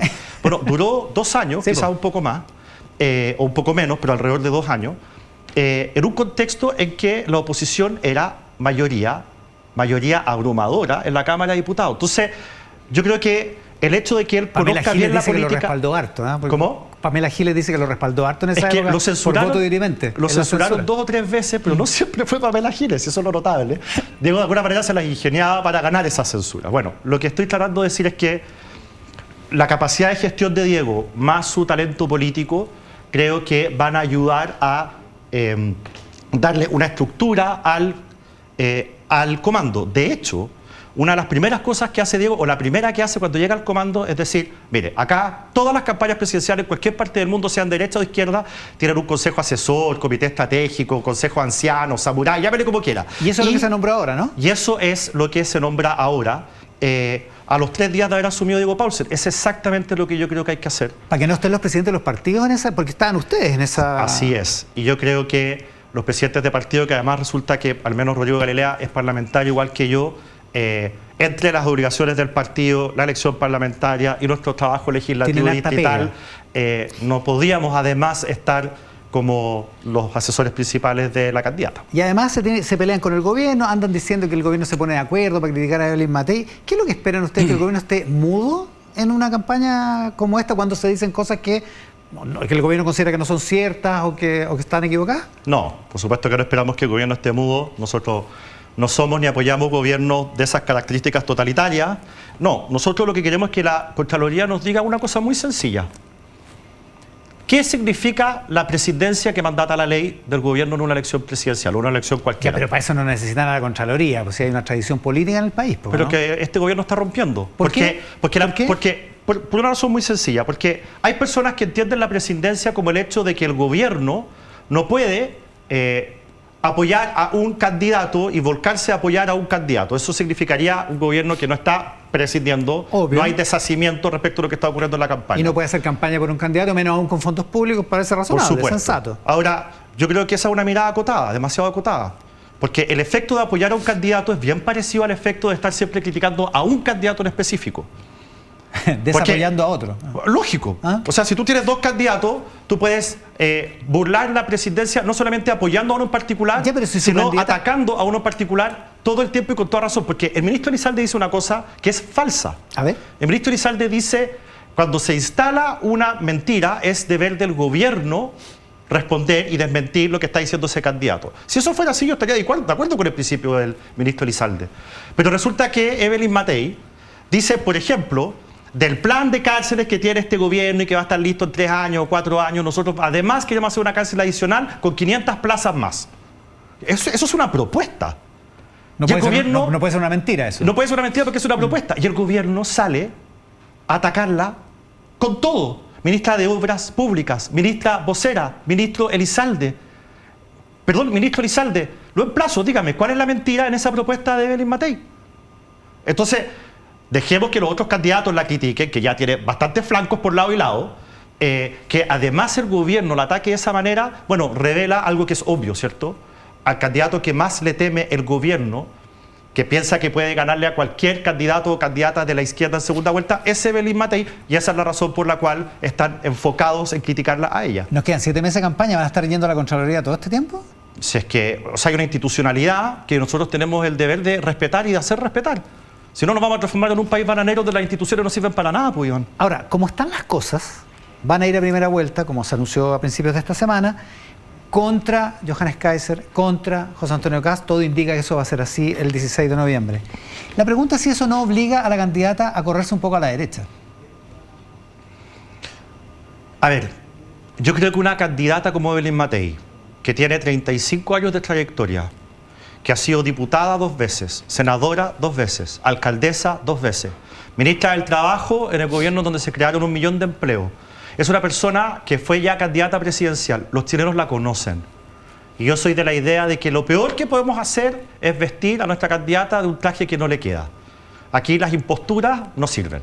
Cuando habló de las Evelyn muertes Matei- inevitables, cuando habló de las muertes inevitables en el 73, ¿no se estaba corriendo a la derecha o fue un error derechamente? Yo creo que los puntos que ella quería plantear y siempre va a plantear, porque han sido los que siempre ha planteado, porque esto es lo que ella cree, que el golpe era inevitable, y que las violaciones a los derechos humanos eran o son, en cualquier lugar y en cualquier momento, inaceptables y condenables siempre. Ya, lo que pasa es que lo fraseó de una manera equivocada. Sí, de acuerdo, pero- porque no fue eso lo que dijo. Vale, pero lo que ocurre es que ella ha venido diciendo lo que te estoy diciendo ahora, toda su vida, lo reafirma después de esa entrevista. Claro, puede ser un error la forma en que ella se expresó. Estas dos ideas que te estoy diciendo las dijo. Lo que pasa es que amplió y con un tema que es imposible resolverlo.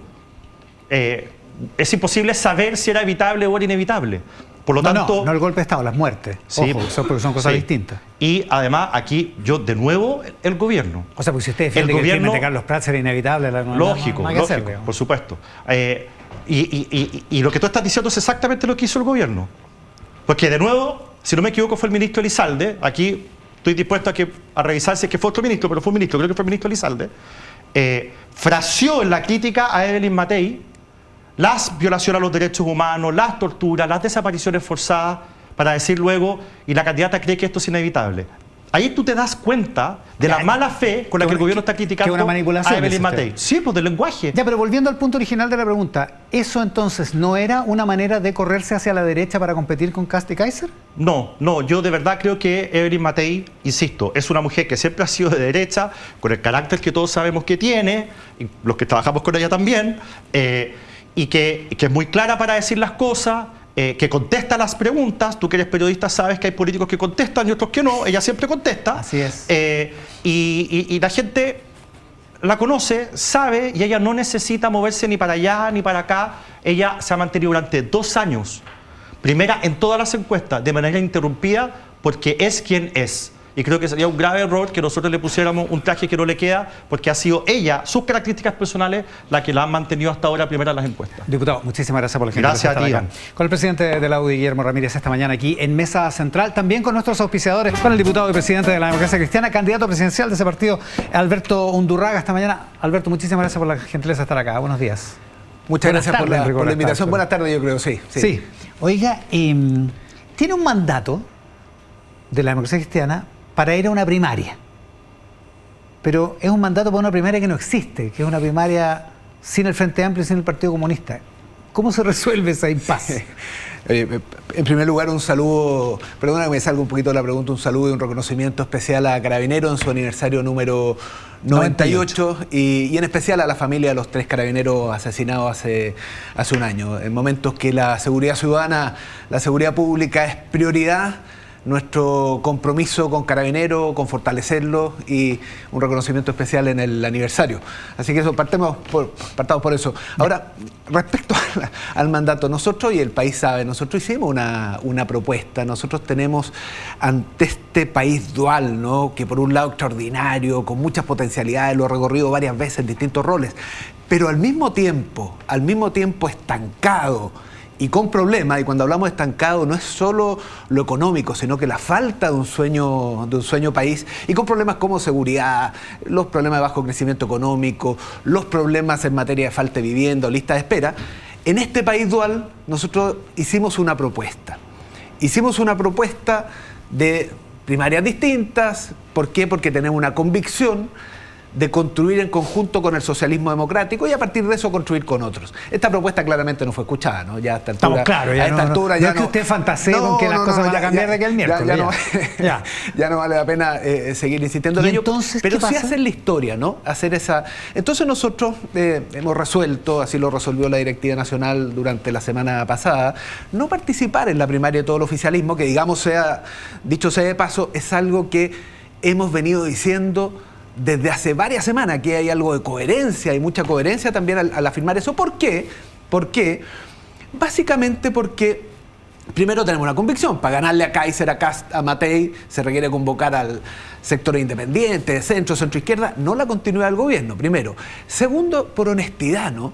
Cuando buena parte de nuestras bases, nuestro electorado, no aceptaría ir a votar por un candidato del PC o del Frente Amplio en caso que gane las primarias, no es honesto participar en esas primarias porque el ABC de cualquier primaria es que si tú ganas yo te apoyo, si yo gano compromiso, lógico. Pero lógico. Entonces, y la DC no está dispuesta a un compromiso de esa magnitud. No, y además hay una tercera cosa, el problema que sería para nuestros candidatos parlamentarios que fuese la candidata del PC o el candidato del Frente Amplio, el candidato presidencial de ellos, sería también malo, incluso en términos nuestros. ¿Sería un contrasentido? Sería equivocado, ¿no? Entonces, ¿qué es lo que hacemos entonces? Primero señalar, nuestra convicción no ha cambiado. Nuestra convicción no ha cambiado, el camino propio no es el camino, nosotros queremos converger con el socialismo democrático, vamos a buscar la forma, en lo parlamentario por lo pronto, nuestros equipos están en esa conversación. Ya, o sea, no se va a mandar la gran Carolina Goich, digamos. O sea, no va a repetir esa experiencia. Todo mi respeto a la ex senadora Carolina Goich, pero por supuesto, pero fue una candidatura independiente, o sea, de la propia democracia cristiana que llegó hasta ahí. No ese es el camino. Nuestra convicción es converger con el mundo del socialismo democrático, ¿no? ¿Y qué pasa si ganan Janet Jara o Gonzalo Vinto? Es que vamos por parte primero, ¿qué significa converger? A ver, eso. ¿Qué significa converger con el socialismo democrático? Lo primero a nivel parlamentario. Es razonable, es bueno para Chile y es bueno para cada uno de nosotros, los partidos del Socialismo Democrático, del Frente Regionalista Verde, y nosotros la Democracia Cristiana, que podamos tener un acuerdo en esa línea. Y nuestros negociadores, los dos vicepresidentes, Francisco Buenchumilla, Yanni Rivera, la secretaria nacional Alejandra Kraus, han estado en esa conversación y vamos a seguir en ello. Eso no está en duda. Pero por ningún motivo está en duda. Es que esta fin de semana me ha hablado gente de la Democracia Cristiana que dice lo que está pasando aquí es que está el riesgo de que vayamos con candidatura a primera vuelta y una lista de 180 militantes de la ADC, una lista única parlamentaria que sería un desastre. Ese no es el camino. Ya, de ninguna manera. No es el camino. Ok, ya. Y respecto a lo presidencial, nosotros vamos a seguir después del 30.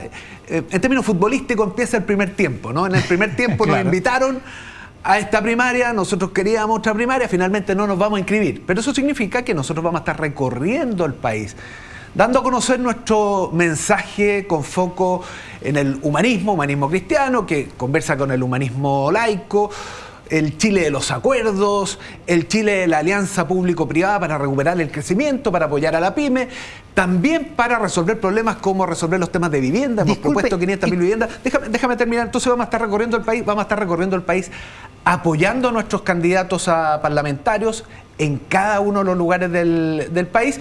Y ese es el primer tiempo. ¿Pero lo va a hacer en calidad de candidato presidencial o de presidente de la Democracia Cristiana? No, porque lo que dicen en la ADC es que el mandato que usted tiene, que de la Junta Nacional, es para inscribirse en las primarias. Y eso se caduca el 30 de abril, digamos. Claro, lo vamos a seguir haciendo en el marco de la candidatura presidencial en este primer tiempo. Pero de la candidatura presidencial suya, para que se entienda bien. De la Democracia Cristiana. Pero ¿qué es lo que sucede después? Nosotros tenemos que evaluar qué hacemos en el segundo tiempo. Y esa es una decisión que no toma Alberto Undurraga ni como presidente del partido, ni como candidato presidencial, sino que toman las bases en su conjunto. ¿Y la toman en función de qué? Y la toman en función de que, y eso son juntas nacionales y otros. La toman en función de los resultados de lo que suceda en la primaria. Nuestro propósito es lo que pasa el 29 de junio determina lo que pase el 16 de agosto, que es cuando se inscriben las candidaturas a primera vuelta. Es lo más probable, ¿no? Es lo más probable, yo no puedo anticipar ello porque eso lo tiene que resolver las bases, no uno, pero lo que sí puedo anticipar, Iván, que nuestro propósito es converger con el mundo del socialismo democrático, con quienes hemos hecho muy buenos gobiernos. Mira, fíjate que los gobiernos de la concertación son gobiernos que hoy día todo el mundo levanta como buenos por los acuerdos, buenos por el crecimiento económico, buenos por la superación de la pobreza. El gobierno de la nueva mayoría, que el eje también estaba en el socialismo democrático, nosotros, había otros también, de nuevo también se avanzó en esa materia. Yo fui ministro de Obras Públicas durante los 4 años del segundo gobierno de la presidenta Bachelet. Entonces, lo que te quiero señalar, Iván, que aquí ha habido respecto a nuestro rol, primero, ¿por qué no se inscriben en la primaria? Nosotros creo que hemos sido bastante claros en por qué y además hemos sido coherentes en ello. Y esto es bien importante, porque los partidos recuperan electorado, recuperan apoyo cuando se empieza a confiar en ellos. Se empieza a confiar en ellos cuando cumplen su palabra y son coherentes. Nosotros hemos sido coherentes. Pero convengamos que el mensaje es más o menos difícil de entender, porque dice, en la presidencial yo no tengo cómo, porque no voy a votar por Janet Jara si es que gana la primaria, para poner el ejemplo, pero en el pacto parlamentario sí podemos tener acuerdo. Pero esperemos... Entonces, pero ¿por qué no anticipamos? Las cosas no pueden ser y no ser al mismo tiempo. Pero Iván, ¿por qué nos anticipamos? ¿Por qué nos anticipamos tanto al resultado? Esperemos el resultado de la porque primaria. hay algunos que están nerviosos dentro de la DC porque dicen, si no resolvemos esto antes, nuestra posición negociadora para el pacto parlamentario es peor. Nosotros vamos a tener, no deja tener razón. Nosotros vamos a tener un buen pacto parlamentario. Vamos a tener un buen pacto parlamentario con el socialismo democrático. El camino propio no es opción. No es opción en lo presidencial, no es opción en lo parlamentario. Ya, pero va a tener que calmar a su partido. Porque vio la senadora Proboste esta semana que estaba en una entrevista con Iván Núñez en 24H y decía... No estamos trabajando por la candidatura de Undurraga, la senadora de su partido. No conocemos el planteamiento, no hemos tenido reuniones de esto. No fue precisamente halagadora la entrevista. Mira, planteado ahora en términos aeronáuticos, lo anterior fue futbolístico, ahora aeronáutico. ¿Hay turbulencia previo a estos días? Sí, hay turbulencia. Mira las turbulencias que hay de la derecha, ¿no? De las declaraciones de Belimatei, justificando los dos primeros años. Y por lo tanto nosotros también tenemos algunas turbulencias, pero con el corazón tranquilo y con la convicción de que estamos haciendo lo correcto. Vamos a conversar y estamos conversando con los distintos parlamentarios, no lo haremos por la prensa. ¿No sería más lógico que la democracia cristiana apoyara a Paulina Bodanovich o a Carolina Toá en la primaria? No, porque cuando señalamos que no entramos a la primaria es porque hay razones de fondo para ello. Y una de esas razones de fondo es que en una primaria uno se compromete con todos los resultados. No si ganan solamente las del socialismo democrático, que uno podría tener sintonía con ellas, ¿no? Cualquiera de ellas dos, ¿no? Carolina Toá o Paulina Bodanovich, a ambas les tenemos aprecio, a ambas les tenemos respeto, sino también si ganan los otros candidatos. Y si ganan los otros candidatos, la verdad que el estar en una primaria a uno lo obliga. Y nuestras bases no van a seguir. Se lo pongo en otros términos. ¿Usted por Gonzalo Vinter como candidato presidencial no votaría o por Janet Jara? En mi caso personal, por supuesto, las decisiones institucionales las define la Junta de la Democracia Cristiana, pero yo no votaría por ellos. No votaría por ellos. No. Hay algunos que dicen que usted quiere un nuevo referente. Le citan mucho una entrevista de Paula Pincheira en La Segunda, que el título es "La DC ya no fija el rumbo del país", que parece un acto de realismo. Debemos hacer un nuevo referente. Y que dicen que quiere que se termina lo que se tiene, hacer una nueva cosa con amarillos, que son los DC que se fueron. ¿Es verdad? Ya, pero eso es como el colmo del invento, no es cierto. Es como el colmo de los inventos. ¿No está en eso usted? No, pero mira... ¿Y por qué habla de un nuevo referente entonces? Pero mira, cuando la DC entra en crisis, producto de la crisis después del plebiscito, y nadie se quería hacer cargo, el único que levanta la mano para hacerse cargo en un momento difícil, para darle estabilidad, para darle sentido, para volverla a poner en el debate público, que a uno lo inviten a los programas de televisión, como hoy día, ¿no? Justamente, el único que levanta la mano es quien está aquí presente. ¿Y con qué propósito? Con levantar y volver a poner de pie a la democracia cristiana. Y fíjate que lo que hemos hecho en este proceso va en esa línea. Y nosotros, lo digo con la tranquilidad del trabajo hecho, hemos vuelto a poner de pie a la democracia cristiana. Se vuelve a hablar de nosotros. Volvemos a ser relevantes en la conversación. Representamos a un sector de chilenas y chilenos y hay otros que nos empiezan a mirar con interés porque volvemos a ser coherentes. ¿Y cuánto es ese sector? Porque en concejales sacaron 5% el año pasado. Bueno, en Core 7, y uno puede decir el 7% es poco o es mucho. Claro, para aspirar al 50 tú dices, mira, falta, ¿no? Más que el PPD, en todo caso menos que el PS, pero falta harto. Pero para la construcción de un proyecto de centro y centro-izquierda que le pueda dar gobernabilidad a Chile, es necesario. Nosotros siempre decimos, la DC sola no puede, pero sin la DC no se puede. Y eso vale también para esta coyuntura. Y lo último, le hicimos una propuesta a nuestros amigos del socialismo democrático, ellos optaron por otro camino, pero no cambia la convicción de fondo de construir con ellos. Ya, ahora lo último. el destino de la DC es, a propósito de lo que usted dice, ¿es la centroizquierda? ¿Es esa alineación? Porque esa centroizquierda está hoy día llegando hasta el Partido Comunista, digamos. Y bueno, usted fue ministro de un gobierno de la nueva mayoría, con el Partido Comunista también. Nuestro domicilio político está en la centroizquierda y disputamos también el centro. Hay otros que le dicen de forma distinta el centro progresista.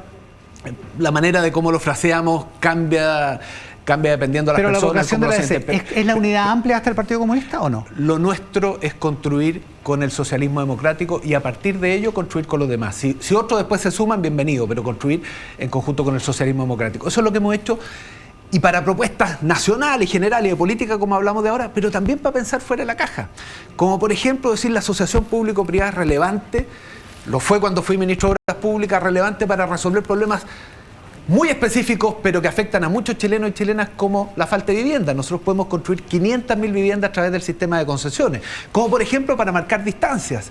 En materia de seguridad, nosotros hablamos de seguridad sin complejos. Y vemos que la derecha tiene complejos, no aprueba el secreto bancario, vemos que la izquierda tiene complejos, no aprueba la presencia militar. Mira todo el lío de las reglas de uso de la fuerza. Exactamente. Sí. Entonces, hay un planteamiento que aspiramos a convocar a una cantidad importante de chilenas y chilenos en todo este proceso y converger en algún momento con el socialismo democrático. Ya veremos cuál será ese momento, Alberto. Muchísimas gracias por la gentileza. Muchas gracias. Con el diputado Alberto Undurraga en esta entrevista final del capítulo de hoy de Mesa Central, aquí en el 13, en simultáneo con T13 en vivo, con Tele 13 Radio y con todas nuestras plataformas. Los dejamos con María Jesús Muñoz y la edición de hoy de Tele 13 Tarde. Muchas gracias por estar ahí.